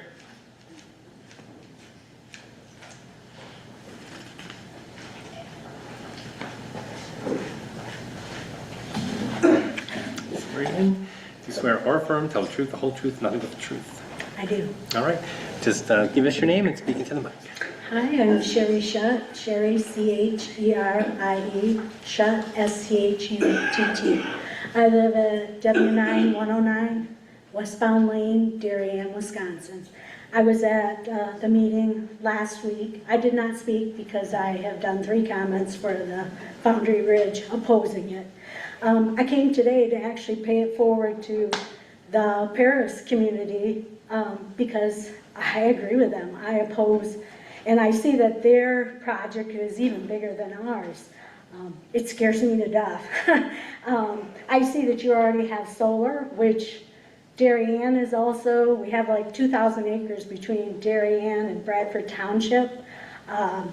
So we've already given back to Wisconsin having this clean energy, which isn't producing enough energy. So, and what I see is, okay, here's Darien, here's Paris. I'm now also hearing Sugar Creek may be a location for another plant or solar.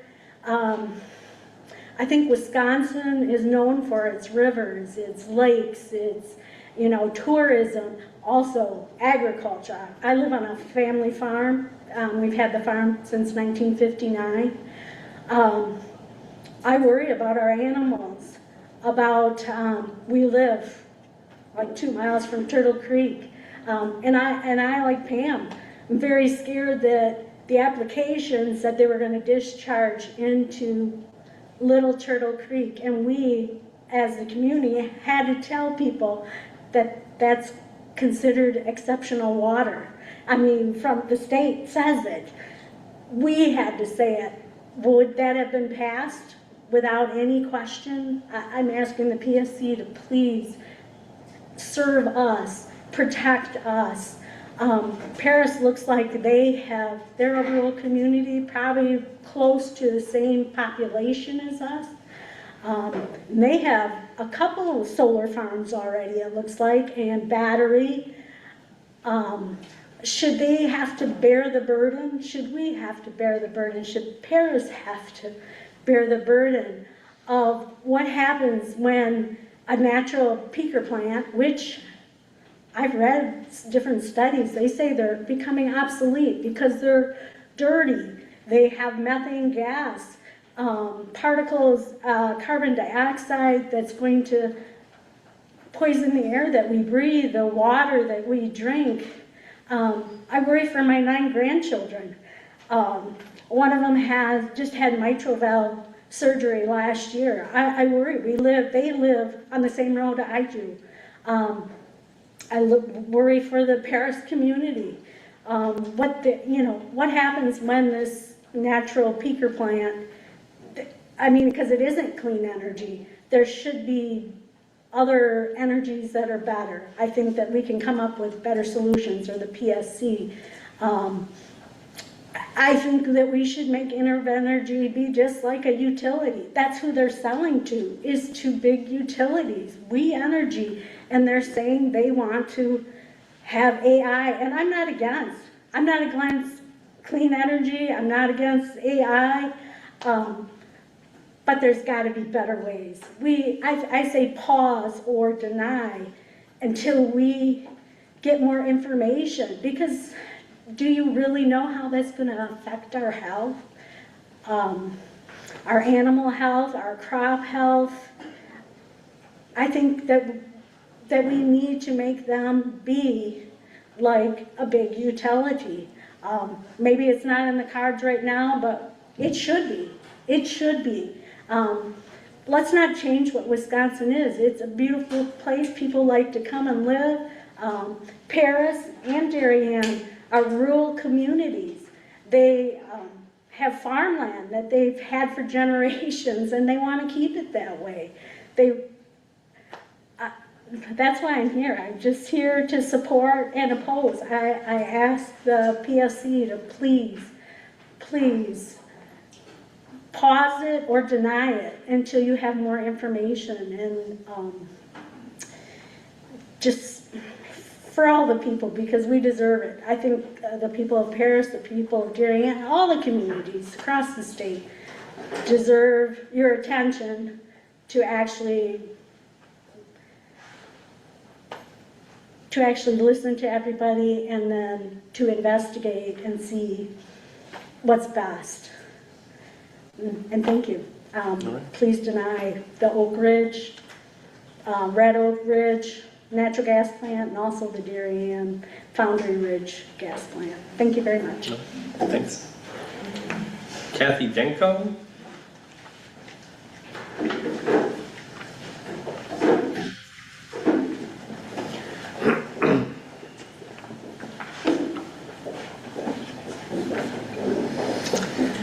Do you swear or affirm, tell the truth, the whole truth, and nothing but the truth? Yes, I do. State your name for us. You don't have to spell it. Okay, Kathy Denko. How sad is it that we are here defending our rights as the hardworking taxpayers of a community? We shouldn't have to come and to defend ourselves against something that we do not want in our local communities. Let me interrupt.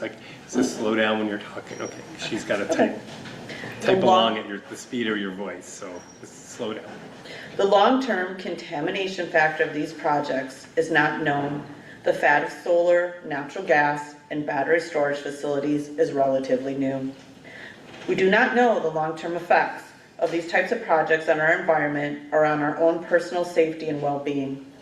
10, 20 years down the road, what happens if we find out that there was devastating environmental contamination from these projects, or that it has caused detrimental health problems to the residents who have been forced to live around these projects? No matter what the experts say, they cannot guarantee that there will not be contamination from any of these projects. Wisconsin's most important asset is agriculture. Farmers are the big gear that turns our state economy. Paris Township, which was once rich in a farming heritage, has lost its integrity. They have been overwhelmed by green energy projects. Many people in this community have already lost significant property value, and their way of life has changed forever. Where is the plan in Wisconsin? Who is ensuring proper placement of these projects, merging the old and the new?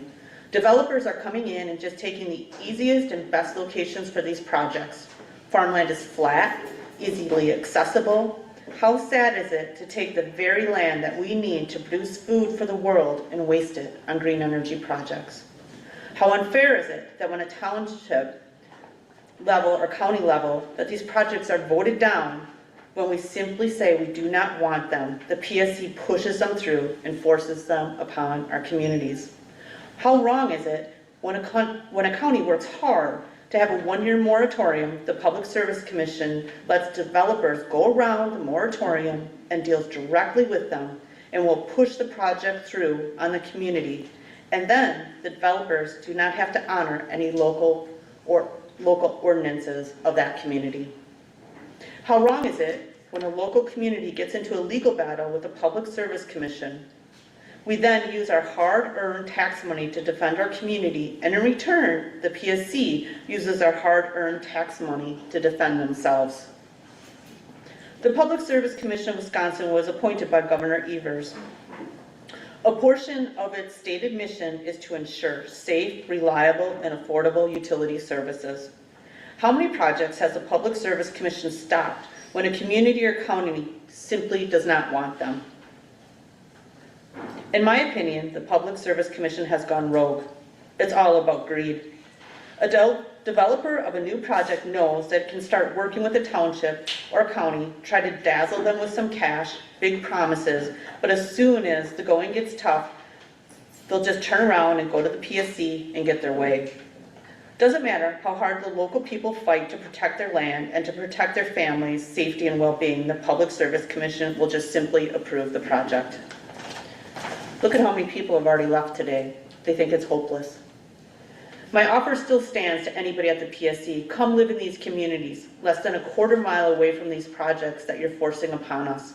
Bring your family, build a house with your hard-earned money. Raise your family there. Breathe the air deep into your lungs.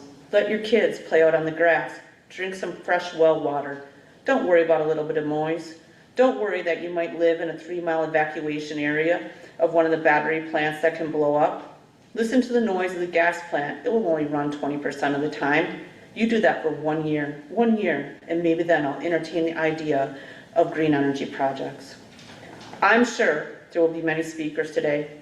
They will talk gigawatts, kilowatts, closed loop, water contamination, air particles that can travel up into the air for 15 miles. All true, important.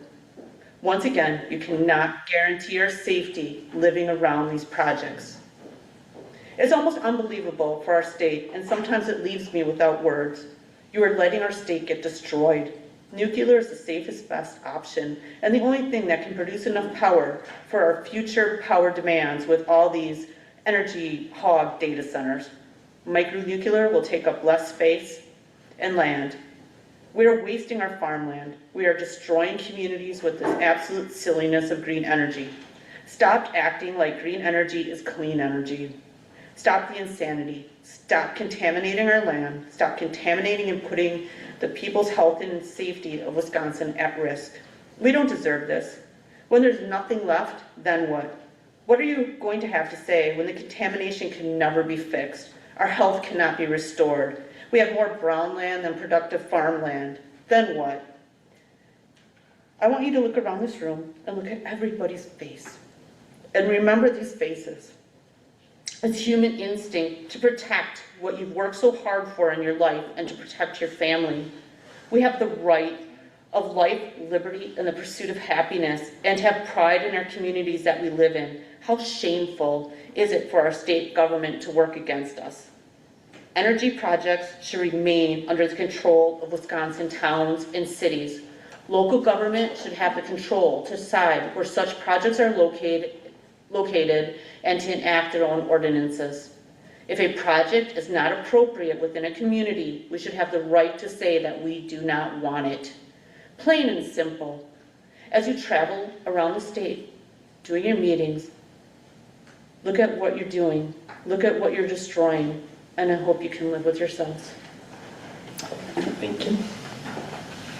So we have George Stoner, Greg Cressini, and then we'll add a few more people here. Jeannie O'Hara, Julie Albert, and Amy Wemple. Any of those people here? I know you're, yeah, I know you. Well, who's George? George first. George. I did leave while you're calling people on Zoom. Okay, put them on the side here. I guess here. All right, Greg. I'm going to help you with the crescent. Okay, good. Okay, yes. thank you. Oh yeah. Thank you, everyone, Have a seat, please. for your time. Yep. Let me swear you in. Raise your right hand. Swear or affirm. Tell the truth, the whole truth, nothing but the truth. I will. All right. So just state your name and give us your comment. Hi, my name's Greg Crescent. I want to thank the board for being here and hopefully open your hearts, and I feel for the community. Just a beautiful farm community driving out from Summers today. My name is Greg Crescent. I live in Summers near the AA Data Center going up in Mount Pleasant. I have asthma, and when I moved here 3 years ago, I didn't realize the American Lung Association had given Kenosha an F grade for ozone over the past decade. Kenosha and neighboring Lake Michigan shoreline counties continue to fail health standards due to persistent warm weather smog. I also learned that Kenosha County has a history of poor air quality than roughly 87 to 91% of the counties in Wisconsin.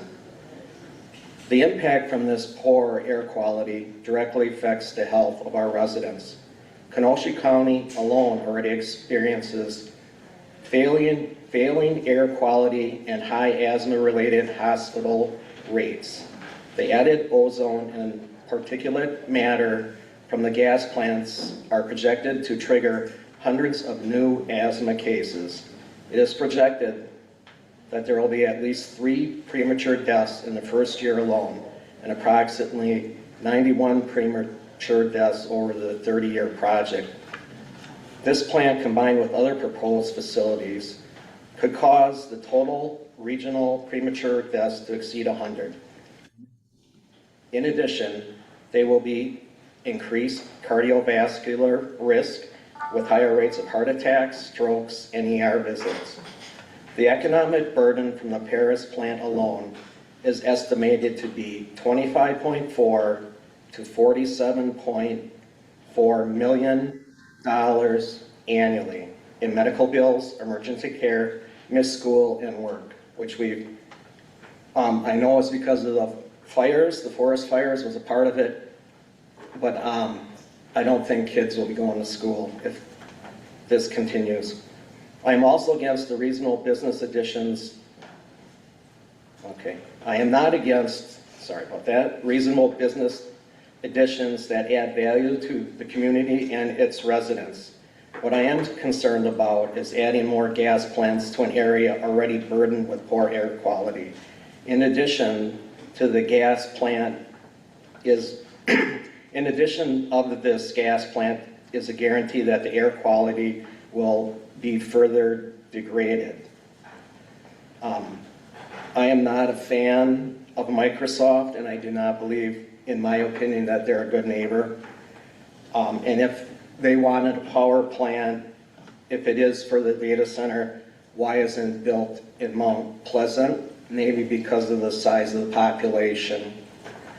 And to my union brothers and sisters, I've been an active member in NALC 395 for over 40 years. And as a good brother and sister, I care about my brothers and sisters. At the end of my career, I have noticed the greed and the fight for overtime and anything to make more money. And I asked my union brothers and sisters to look at the people that live here and imagine you're putting your family through this. So I oppose this plant, and I hope that the board listens to the people that show up and have to live here. So thank you for your time. Thanks. Okay, so that gentleman by the door, can you open the door, please? Just want to make sure we keep the public hearing open. Thanks. If there's a conversation. Yeah, just have them go further. They can go through the other double doors. That'd be great. Appreciate it. Thanks a lot. All right, so Janine O'Hara. Then, like I said, Julia, and and Amy, if you're, yeah, okay. Then we'll switch to Zoom. I think there's just a few people on Zoom left. Do you swear or affirm, tell the truth, the whole truth, and nothing but the truth? I do. State your name, please. My name is Janine O'Hara. Okay, go ahead. And I echo the comments of my Paris neighbors. Thank you all for being here with us. I live north, about a half mile from the primary site of the Red Oaks Energy Center and 3 miles southeast of the secondary site. I asked the commission to reject the proposal for the gas-powered plant in Paris. I've lived here for 9 years, and we bought our dream property in Paris. We've invested heavily to renovate the home and make it ours. When we were working on the home, our mantra was last house, so we could make it ours. We plan to retire here. I love Wisconsin, I love Kenosha County, and I love Paris. But the reasons I love it are quickly eroding. First, we had all the warehouses built east of our home with light pollution, and most of those are still empty. And now with the Red Oaks proposal, I can expect air and noise pollution and possible water contamination or loss of our water. We've already been notified that if the primary site is chosen, there will likely be a gas pipeline going through our property. I'm concerned for my family's health, our longevity, our property value, and overall quality of life in the town of Paris and our dream home. My story is probably like many that live in southeast Wisconsin, so I hope that you listen, and I ask that the commission reject the proposal. Thank you. All right, thanks very much. Julia.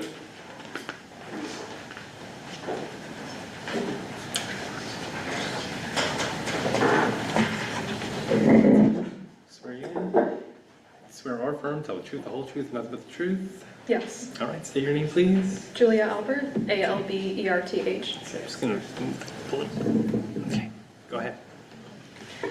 Last week, residents in southeastern Wisconsin were advised to stay indoors to avoid the hazardous air quality caused by wildfires. I could feel the smoky air in my nose and throat. My eyes were dry and irritated. My father is retired and has chronic health conditions, and he keeps busy by working on renovation projects around the house. I woke up that morning and immediately thought of my dad, who I knew would be outside replacing the house's siding, and I called him to remind him to stay inside. Of course, he didn't want to let a good day go to waste, and his plans were still to work outside. It was only after some convincing that he relented. This probably sounds like a familiar experience to many of you. Many of you, I'm sure, also worry about how air quality will affect your family and friends. However, most days we can't see the hazardous hazy air, but it's still there. According to EPA air monitoring data, southeastern Wisconsin's air quality is already so polluted that it fails to meet the standards of the Clean Air Act. Paris Township is already home to 2 harmful gas plants and we don't need a third gas plant to further worsen our already poor air quality. My name is Julia Elberth, and I'm a public health professional, and I'm here representing Healthy Climate Wisconsin. We are a statewide nonprofit of public health and healthcare professionals who come together to advocate for climate action, and we care deeply about the communities that we serve. If approved, the Red Oak Ridge methane gas plant will be the 2nd largest gas plant in the state at 1.2 gigawatts.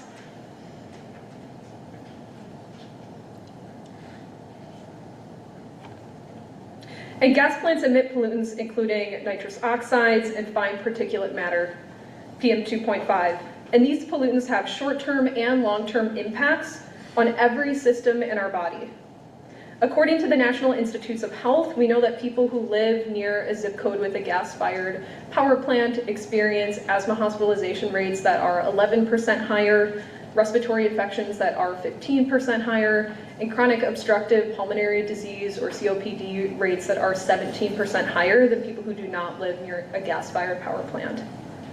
Exposure to methane gas plants can also result in early death, and a study from UW-Madison shows that the Red Oak Ridge gas plant will kill an estimated 91 people and cause $1 billion in health damages.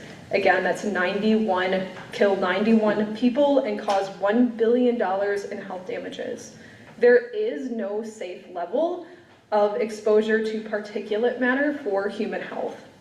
And southeastern Wisconsin communities should not have to sacrifice our clean air for a 1.2 gigawatt methane gas plant that will be used to power AI hyperscale data centers. Gas plants also emit greenhouse gases, which accelerate climate change. And we are already seeing the impacts of climate change in southeastern Wisconsin, from more and more frequent extreme weather events like tornadoes and flash flooding, worsening wildfires, and warmer summers and shorter winters that lead to higher tick populations. Climate change is also making droughts more frequent, and power plants require a lot of water, more than hyperscale data centers. Fossil fuel power generation is already responsible for 70% of water withdrawals in Wisconsin, and that number will continue to rise as more power plants are built. That's our fresh water from our Great Lakes being used to power AI. Also remember the very large customer case from earlier this year. The Public Service Commission promised us that customers would not pay a cent for energy infrastructure that's built to serve data centers. However, We Energies might use a loophole to get us to pay for this gas plant. This gas plant was submitted by Invenergy, and it was submitted before this policy took effect, so it's really unclear whether or not our utility bills will be impacted.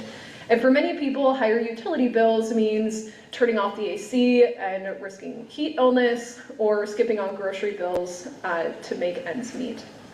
There is a better solution. Clean energy would prevent 85,000 asthma and respiratory cases and 2,000 premature deaths each year, resulting in $21 billion in annual health savings for Wisconsin families. Clean energy is the safer and more affordable option. Last year, Healthy Climate Wisconsin and other partners were standing here to speak out against the We Energies Paris Rice gas plant. And now we are here again asking the Public Service Commission to stop the approval of an even larger 1.2 gigawatt gas plant. Last year, the Public Service Commission chose to prioritize corporate profits for utility companies and big tech over the people who live here. And now is the Public Service Commission's second chance to be the heroes in this and stand by the people and protect public and environmental health. Grassroots organizers and local communities are doing our part to make our voices heard by speaking out against the gas plant.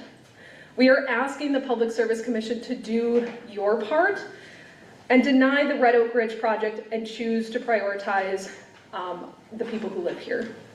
I hope this time you hear us. Our health depends on it. Thank you.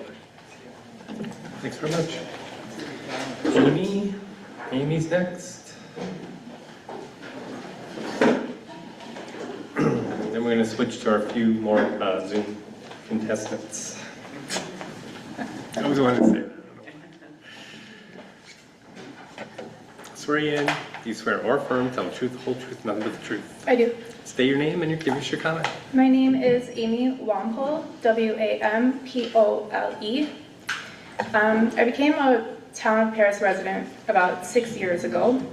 I live at 1140 136th Avenue, less than a half a mile from the proposed site.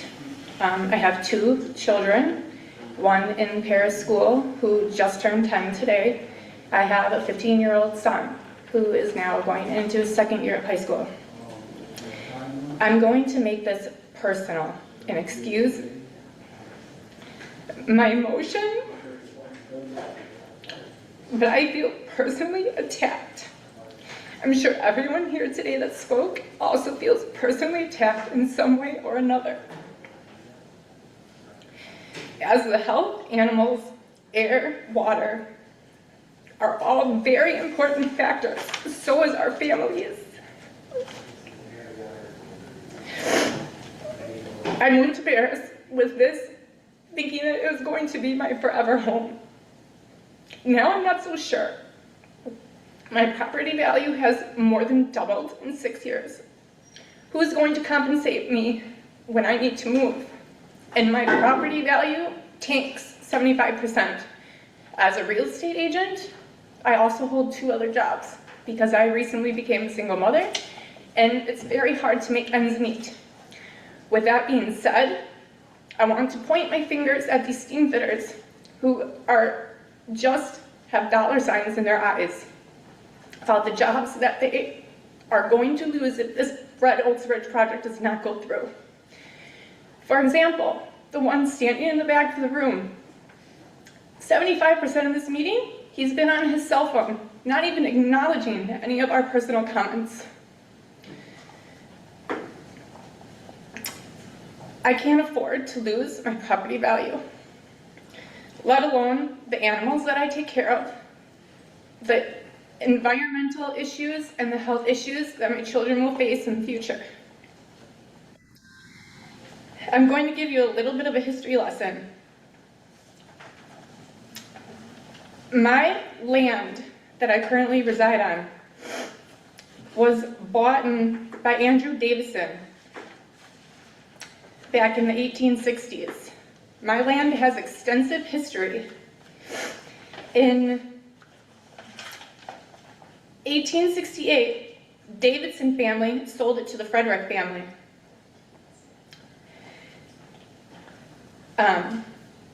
For those of you who were brought up in Kenosha, I'm sure you know of Mary D. Bradford High School. Mary D. Bradford, maiden's name was Davison. She grew up on my land. Paris should be known for the agriculture and the farm and the land and the history that it has. A woolly mammoth was also dug up in Paris, just up the road from my house. Sits in a museum to this day. Part of Paris is known as the Mars Cheese Castle exit. Many people don't know where Paris is, but I'm very proud of our residents for coming together today. And I ask the PSC, listen to all our comments and our concerns. We should be known as we should not be known as the gas plant exit, which I believe we will be known as if this goes through. Paris is special. We need to keep it that way. Thank you. Appreciate that, Amy. Let's go off the record. How are we doing? Yeah. So we have 5 more people signed up in the room for a comment. So if you do want to comment at this session, we still have time for this session, but if you want to comment in this session, you're not here in the pile here, get your form to staff. So we're going to do some Zoom check-in first, but let me just tell you who's on the list here. Josh Biron, Rachel Kishner, Debbie, looks like, is it maybe Dawson? Yeah. Carl Wilkins and Cassie Steiner. All right. So you guys are in the room, and we'll switch to Zoom and see what we have. So Carol Fieldhausen, I've seen you on Zoom. You've been waiting. Would you like to comment? Just unmute and let me know. Okay.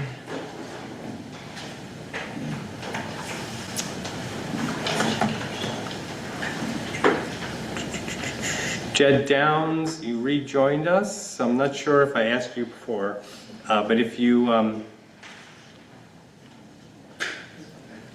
did he comment? Jed commented, right? Yeah. That's right.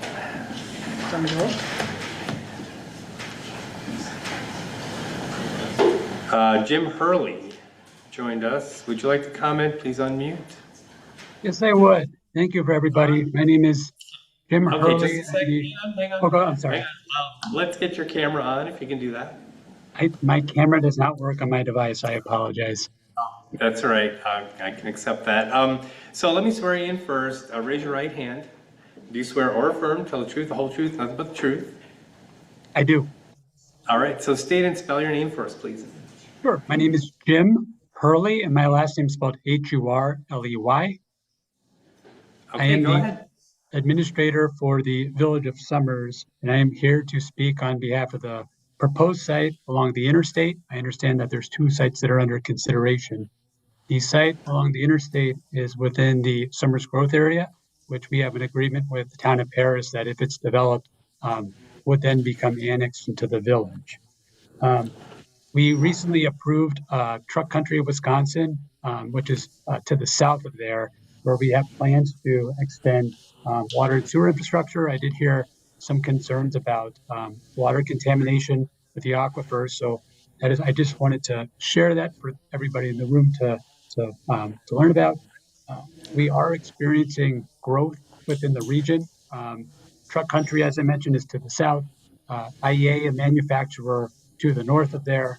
And then we have the two existing facilities, Point Ready Mix, the concrete supplier, and Payne and Doland, which is an asphalt plant that's also there as well. We do have other commercial and industrial users who are also interested in the Village of Summers that are along the interstate. So we would ask that you consider the uses along the area when considering this proposal and the fit there.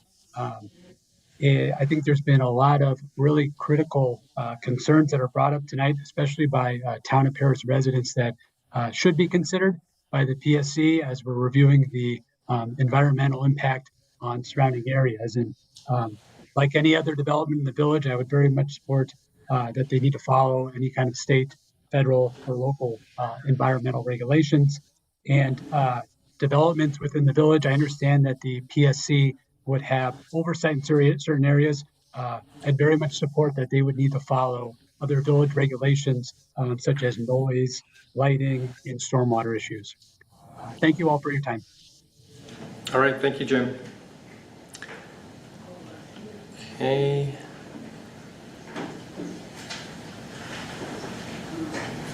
Kevin, I'm not going to try to pronounce your last name, sorry. No comments at this time. Thank you. No comment, he said? Okay.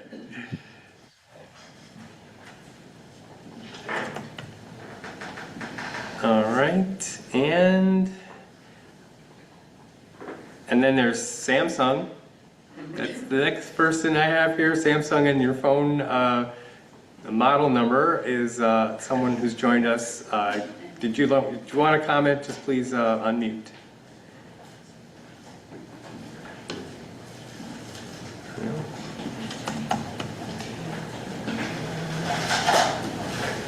All right, so from looking at my list, it looks like I've asked everyone if they'd like to comment, and I do have no comment, the NC listed for people who didn't respond or indicated no comment, and a PC for people who provided a comment.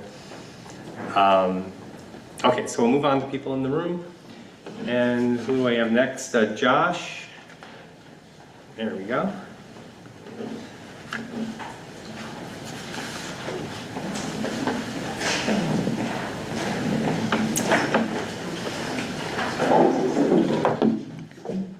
Okay, swear you in. Do you swear or affirm, tell the truth, the whole truth, and nothing but the truth? I do. State your name, please. Joshua Barone. Go ahead. I'm a lifelong resident of Kenosha County. I also represent Plumbers and Steamfitters Local 118, Southeast Wisconsin Building Trades, and the Wisconsin Pipe Trades. I'm here to speak in favor of this facility, the proposed plan. It's a critical part of our developing energy infrastructure. As several people have mentioned, several years ago we lost a 1,200 megawatt energy facility. Over the last couple decades, we were an industrial corridor and the industry slowly was declining. Now we're seeing a resurgence in that industry coming back to the area. There's a lot more than just data centers. There's a lot of new businesses that are coming to the area, as well as a lot more residents. Right now, they're predicting between 6,000 and 10,000 new residential units to be built over the next decade. After losing the P4 power plant, it's critical that we supplement the solar fields and these other things with an all-of-the-above approach to energy infrastructure. So, natural gas is the cleanest burning energy that we have today, and it's the next step in a move toward a cleaner and more sustainable energy structure. The other thing I think that's important to look at is natural gas is the same thing that most of us heat our houses with, that we cook our dinner for our families over. It's not nearly as scary as people like to think. The other thing is that this facility in the proposed location will be on a municipal water supply. So there isn't nearly as much threat that people think to their wells being depleted or being dried up from this facility. So I think there's a lot of positives that need to be considered with this facility. I stand in favor of it, and so do my members. Thank you. Thank you, sir. Rachel.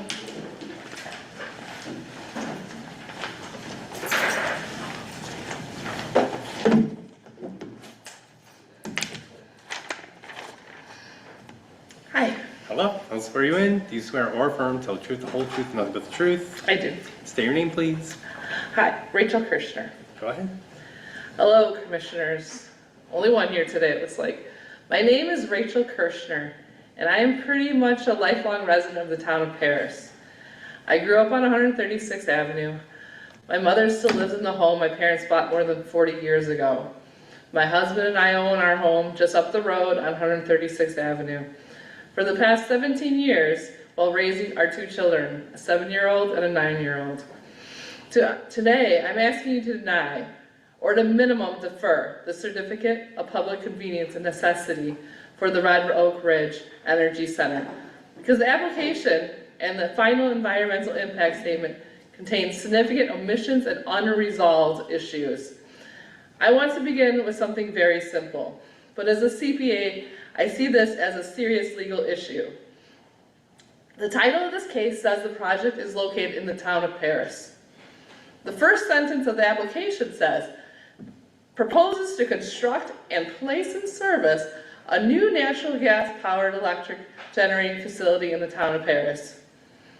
But that is not the whole story. In fact, it is incorrect. The proposed site will never have a gas plant in the town of Paris. Yes, it will greatly affect Paris residents, but will not reside in the town of Paris. Under the 2017 Intergovernmental Agreement, IGA, between Paris, Summers, and Kenosha, the proposed site, all three parcels, lie within the designated growth areas governed by this agreement. Based on this agreement, Section 5, Paris cannot pull any permits for this gas plant or supporting infrastructure like the pipelines. The project cannot function without major supporting infrastructure, including a natural gas pipeline. Under this agreement, the eastern parcel will transfer to Summers.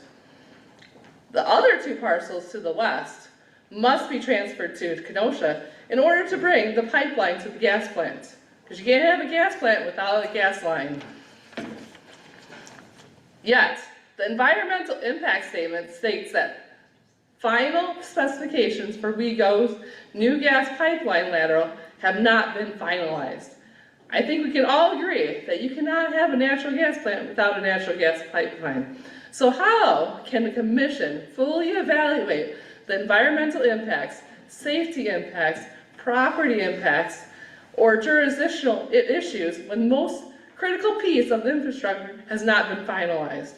The environmental impact statement also states that, as filed, the proposed project facilities are only located in the town of Paris. That statement is misleading. This gas plant and infrastructure affects both Summers and Kenosha, as the pipeline must go through the western two parcels, yet those impacts have not been fully analyzed. The city of Kenosha was largely excluded from the outreach and environmental justice discussions, even though portions of the supporting infrastructures affect Kenosha's designated growth area. Last week, the city of Kenosha itself publicly stated in their data center Q&A, how does this data center impact proposed natural gas plants? And guess what they said? At this time, no such facilities are proposed within the city of Kenosha or its designated growth area. Clearly, Kenosha is not acknowledging this project is affecting their growth area. But I can show you the map. The red is Kenosha. That's where the two parcels that are included in this thing are. Yellow is Summers, red is Kenosha. This will be in Kenosha. So Kenosha is not acknowledging this project is affecting their growth area, and the residents likewise are not being informed. There are other major emissions. The aviation analysis relies on a model prepared by the applicant's consultant using an FAA-developed model. The report concludes there will be no impacts to flight procedures, but it never explains whether those assumptions were independently verified or whether the FAA reviewed the actual modeling itself. It also evaluates only typical flight paths, leaving questions about emergency operations, medical helicopters, pilot training errors, and other non-routine flights. FAA only approved the height of the stacks, nothing else, just the height of the stacks. Why pick a site in the airport zone? It is not like this was a brownfield to begin with. All the land in the world, and Energy wants to build in an airport zone, and the other site is on wetlands. How can they not pick better sites? Did you see the accident on I-94 today?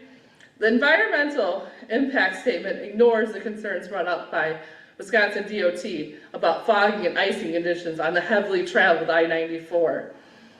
I reviewed the Dan Dix All-4 report, and he found a 0.2% chance when operations at 100% load, 59 degrees Fahrenheit ambient condition was selected as representative annual average conditions and sufficiently conservative case for the study. Funny, I'm surprised he found anything at 59 degrees Fahrenheit. I would like to see an independent study done on this.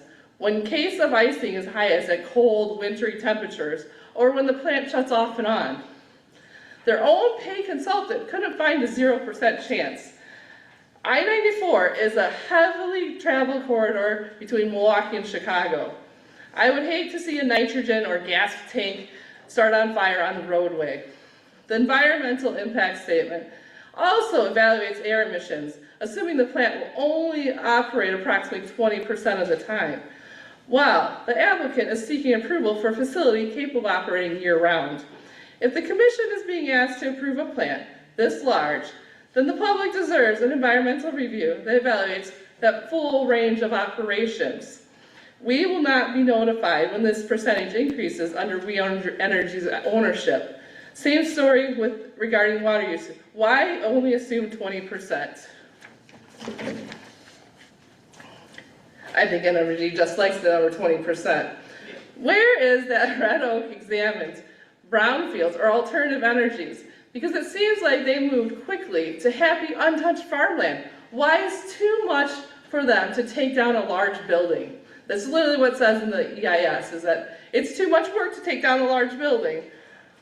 Why isn't this docket combined with 6630-BS-104? The Public Service Commission mission is to ensure utility service is safe, reliable, affordable, and environmentally responsible. That mission is not simply to approve every project that is proposed and choose between two sites. Choosing between two sites is not acceptable when many live between the two sites only 3.5 miles apart. It is to determine whether the public interest is truly being served. My family lives on 136th Avenue. The environmental impact describes only several residential properties along our road. Several residential properties. I count over 50 homes on 136th Avenue along. And additional suburban residential development is already being proposed nearby.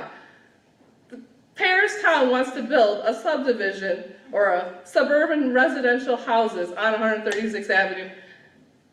I don't know what's going on with, I don't think anybody's talking, 136 is between both plants. Nobody wants a Title I project that is a major action that significantly affects the quality of human environment. And nobody wants to suffer so a private company can power a data center. 100% for the data center, not for us. Who is going to pay for the healthcare costs for this gas plant? The residents are. Estimates show $1 billion. The whole Milwaukee-Chicago corridor will pay. Not the data center, not the gas plants. We are. When my kid gets asthma, I will have to pay for the asthma medications. This is not an empty industrial corridor. There are hundreds of workers at Amazon, at Uline. It is a community. It is where our children ride their bikes. It is where our neighbors have built their lives. If this project is approved, my family will seriously have to consider leaving the place we have always called home because of concerns about pollution and quality of life. No family should have to make that choice. Our town is impacted significantly by both plants. This is not a choice between sites. Town of Paris residents will not accept a third gas plant in our town. We are a town of 1,397 people. If approved, we would produce more than 1 megawatt of power per person. That is unjust location of power facilities. Finally, I ask the Commission to remember the meaning of the certificate before you. It is called a Certificate of Public Convenience and Necessity. Does the town of Paris need this plant? No. Is this plant necessary for the people of Paris? No. It's 100% for the data centers. This project is in pros for the data centers. While nearly all the environmental, visual, community impacts are concentrated in one small rural town that has already accepted more than its fair share of energy infrastructure. For these reasons, I respectfully ask the Commission to deny the Certificate of Public Convenience and Necessity. At a minimum, I ask you to require a supplemental environmental review before any decision is made. That review should include the final natural gas pipeline routing, a full evaluation of jurisdictional issues under the 2017 Intergovernmental Agreement, and an assessment based on the plant's full permitted operating capacity rather than the limited operation assumption, the airport zoning, the I-94 concerns. Thank you for your time and consideration. Thank you. I'm going to take that map from you if I can. Oh, sure. Okay, we'll put that in the record too. Thanks.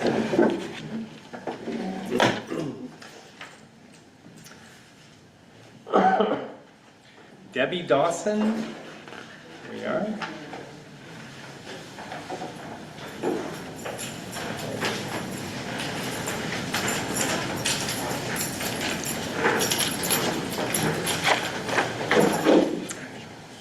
Raise your right hand. Do you swear or affirm to tell the truth, the whole truth, and nothing but the truth? I do. State your name, please. Debbie Dawson, Debbie, D-E-B-B-I-E, Dawson, D-A-W-S-O-N. Okay, go ahead. Thank you. Thank you, Judge. Thank you to the Public Service Commission for giving me the opportunity to speak this afternoon. First of all, I am a resident of Paris Township. I live at 480 172nd Avenue on our family farm. Our family farm was started in 1928, and we live right in the hub of all of this. I'm across the street from the Paris generating plant and also the rice plant that is being constructed now. I have the batteries across the street from me, and I have solar panels surrounding me. I am the third generation on our family farm. I have a daughter who would be the fourth generation, and I have two grandchildren that would be the fifth generation. If this development is allowed to go forward, it would be detrimental, no matter which site they would choose. I am a nurse, retired nurse. I'm 65 years old. The pollution that would be emitted from these stacks has no boundaries.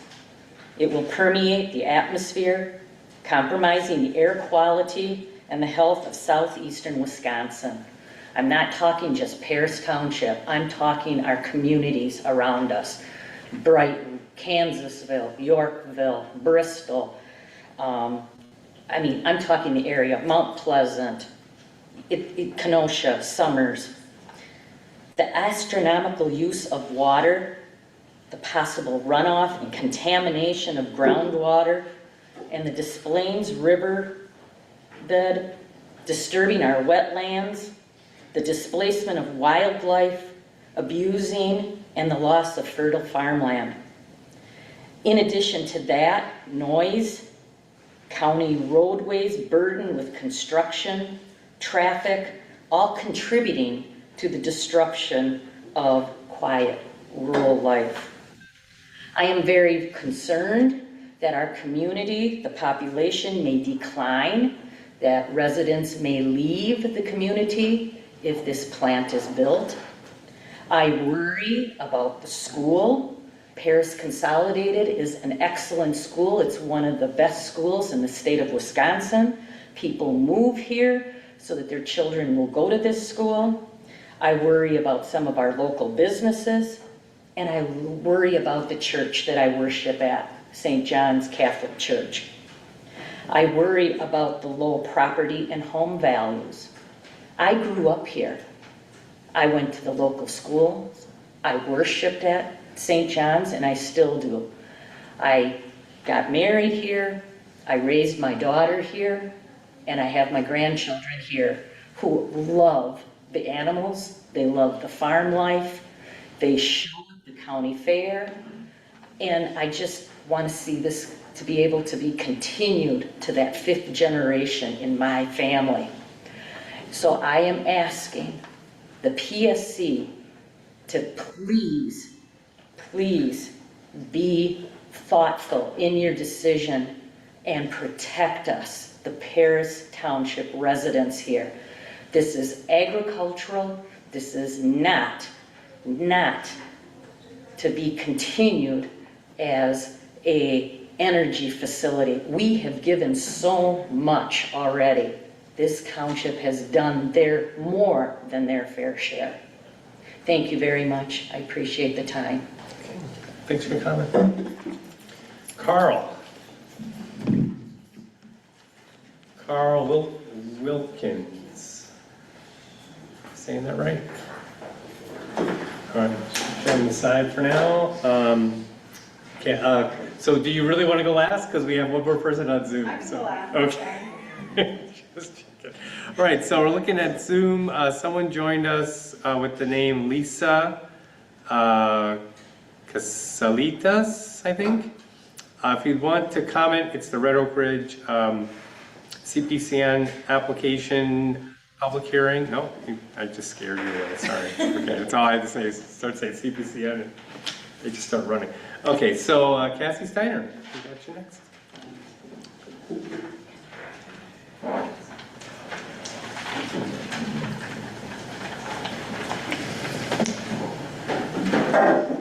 Do you swear or affirm, tell the truth, the whole truth, nothing but the truth? I do. State your name and give us your comment. Cassie Steiner, CASSIE, Closer to the This better? There have been a lot of topics that comments have touched on today, and I think they're really worthy of the Public Service Commission's consideration. Something I want to add is the concern for water resources used by gas plants, especially when those gas plants are for data centers. One of the major concerns about hyperscale data centers being developed in the state has been the water use. A lot of the data centers are now claiming that they'll use closed loop systems and that that's better for water quantity. But the concern there is that those use higher amounts of electricity, and when that electricity is generated by gas and coal, that is a large amount of water that is being used. So we need to be thinking about the impact of hyperscale data centers as a full process, including the electricity generation. The DNR's 2024 water withdrawal report showed that 23% of our annual water withdrawal was for power generation. That's nuclear, that's coal, that's gas. That is more water withdrawn to use for power plants than municipal water systems, agricultural irrigation, paper manufacturing, cranberry production, and all other uses. And that was all before the boom of hyperscale data centers, which is prompting a whole slate of fossil fuel projects like Red Oak Ridge. Combined, the two data center gas plants, Red Oak Ridge and Foundry Ridge, are projected to use an average 21.1 million gallons of water per year. Most fire trucks carry around 1,000 gallons of water, so you can just imagine a parade of 21,000 fire trucks worth of water being sucked up by these very thirsty gas plants. Another thing to consider is that we're experiencing more heat waves and more severe air pollution that mean that people can't be outside on some of the hottest days of the year. This means that peak energy use will also be falling around the time that peak irrigation is needed. So water use will be high both for the gas plants and for crop irrigation. Driving past the solar field, I noticed that the grass underneath was brown because there's not irrigation needed and not water use needed to generate power from solar. And the same is true for wind. So there are water benefits from clean energy that should be considered. And fresh, clean water should be reserved primarily for drinking water for all of us.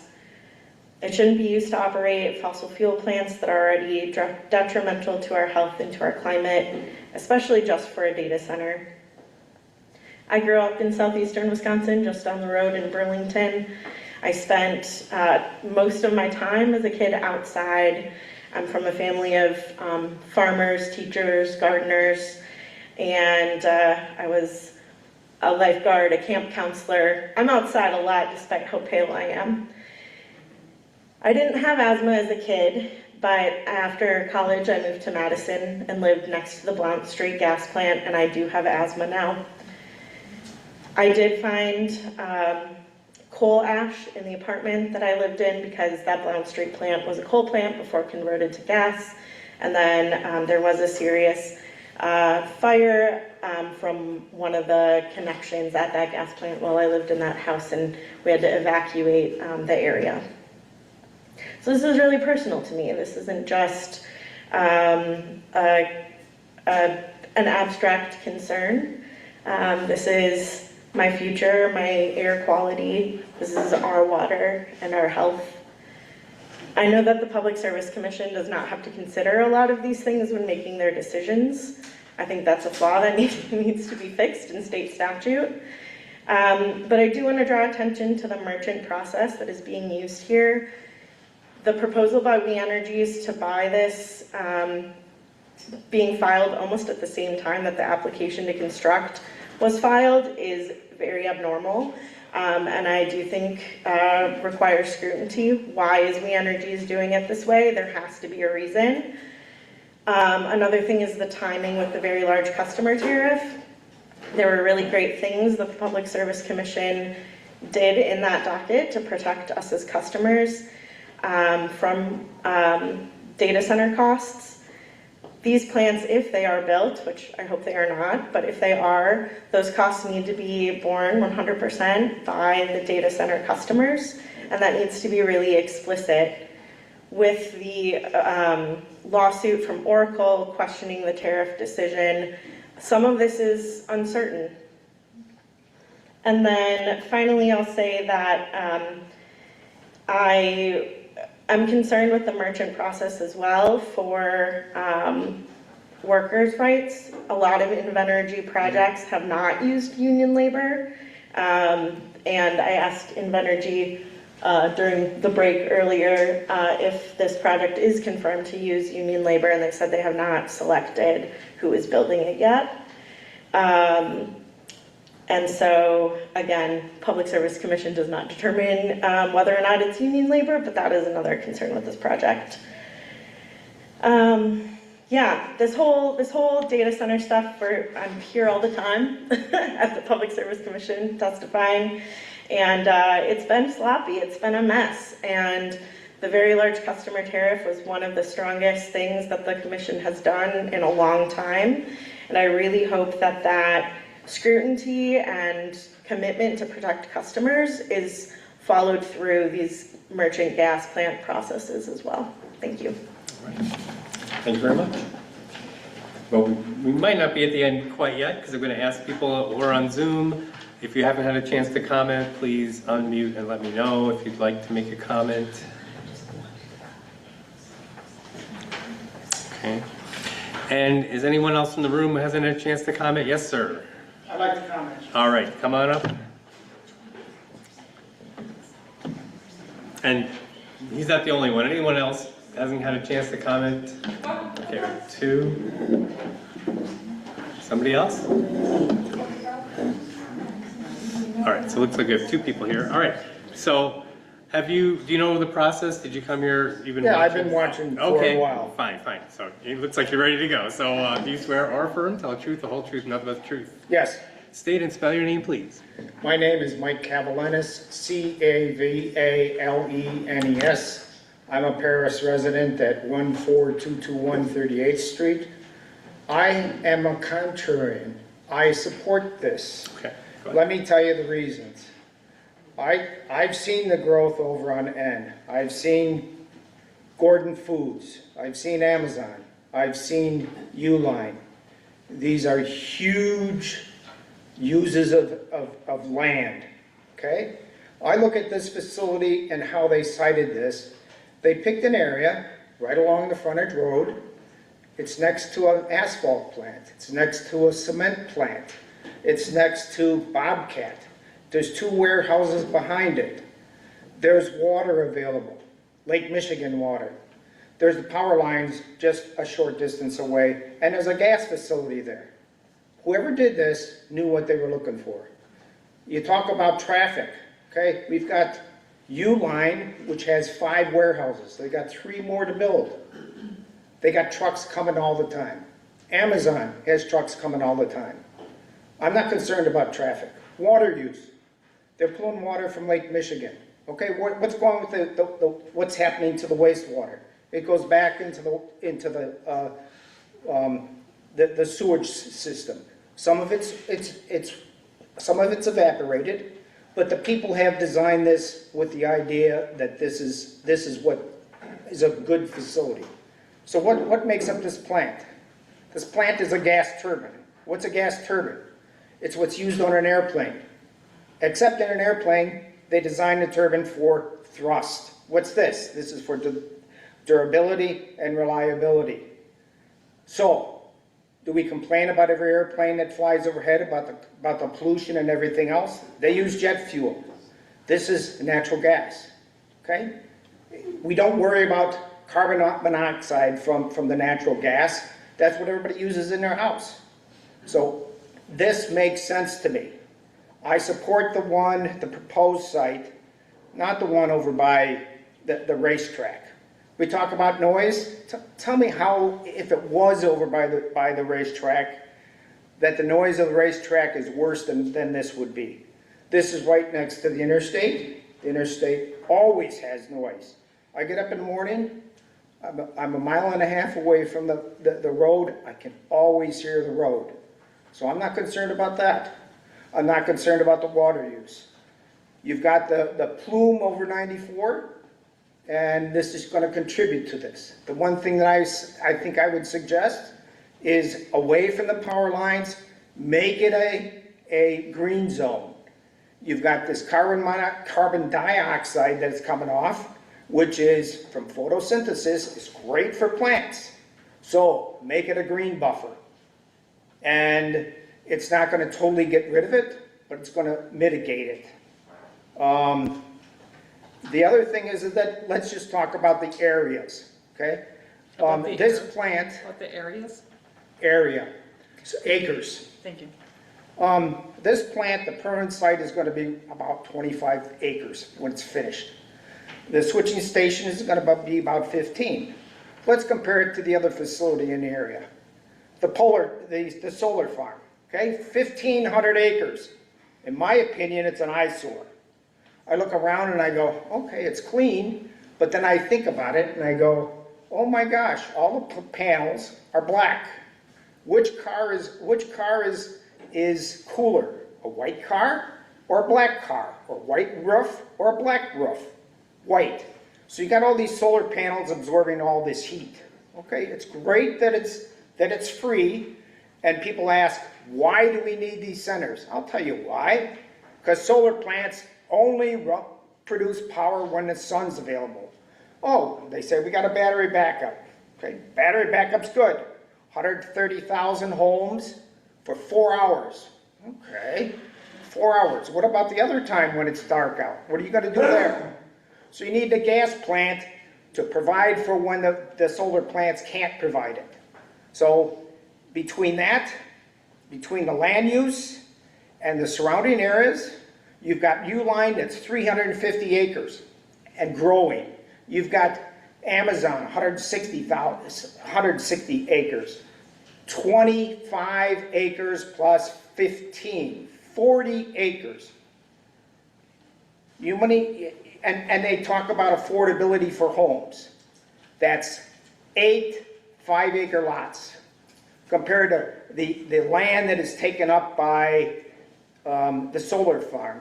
You want to have, you worry about farmland? Which one uses more land?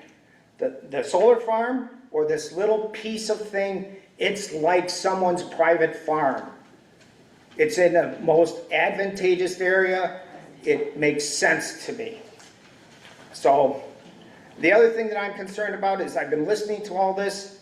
I hear the same repeated conversations over and over again. Someone got a memo.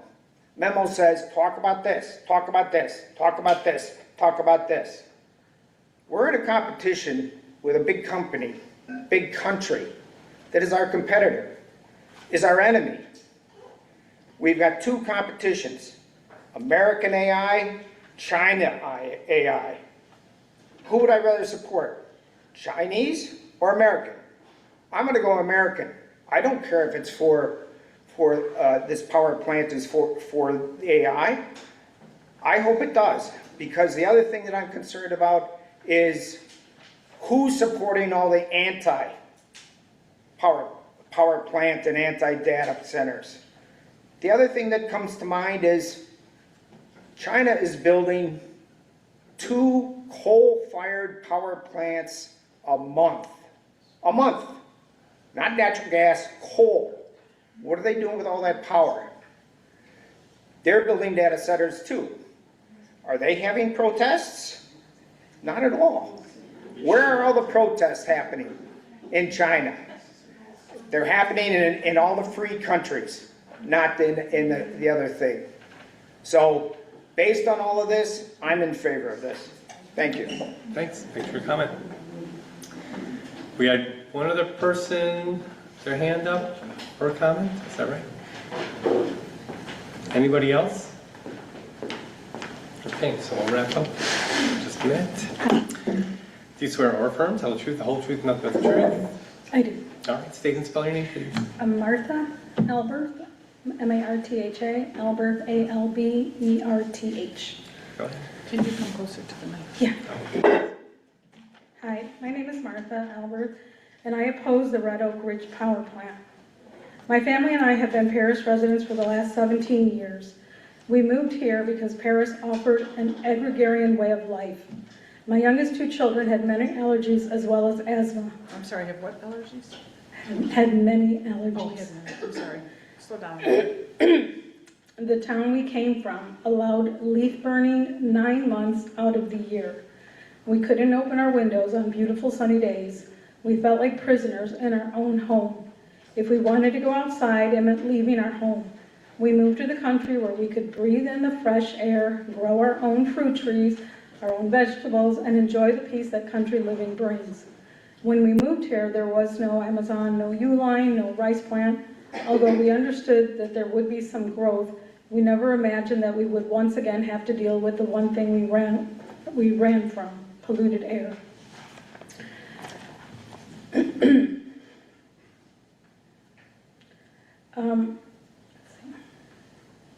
I know that, I haven't seen any yet, but I know there's going to be many union members that will come up and state how much work that these projects generate. We have spoken to many people associated with unions, and they stated that many times the workers are not even from our state. These jobs are just temporary jobs for these union workers. They will move on to their next job after this project is over, but we will still be here. This is not temporary for us, but lifelong. This is our home. Many of us have livestock, goats, sheep, chickens, farms, tractors. It's not that simple to just pack up and move.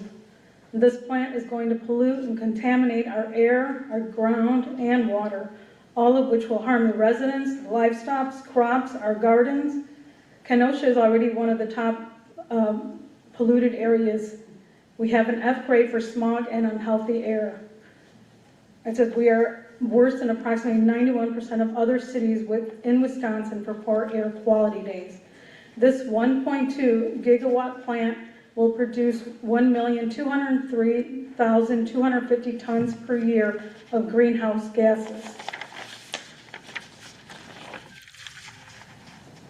13,240 pounds per year of hazardous air pollutants. The potential greenhouse gas emissions from this facility roughly equates to 254,509 gasoline-powered passenger vehicles driven per year. 246 projected climate change-related deaths. Nothing good will come of this. We are looking to you, the PSC, to look to your conscience and make the right decision to stop this gas plant and do what is right for the people and not these big corporations that take advantage of towns like ours. Put yourself in our shoes and honestly ask yourself, would I want this mega gas plant in my backyard? Then make the right decision and put a stop to this gas plant and make people a priority over profits and know that you did the right thing. Thank you. All right. Thanks very much. Okay, I think that's all the comments we have for the 2 p.m. session, and we'll be back here at 6 p.m. to do this again with new people and new comments. I just want to remind everyone, we can go off the record, your fingers are messed. Go off, just remind everyone that if you didn't get a chance to comment in person here today, you can send us a written comment, either fill it out and drop it off with us, or go to the link or mail a comment to us. The details are all in this form. You can get a copy at the table. So thanks everyone for attending, and maybe we'll see some of you at 6. Take care.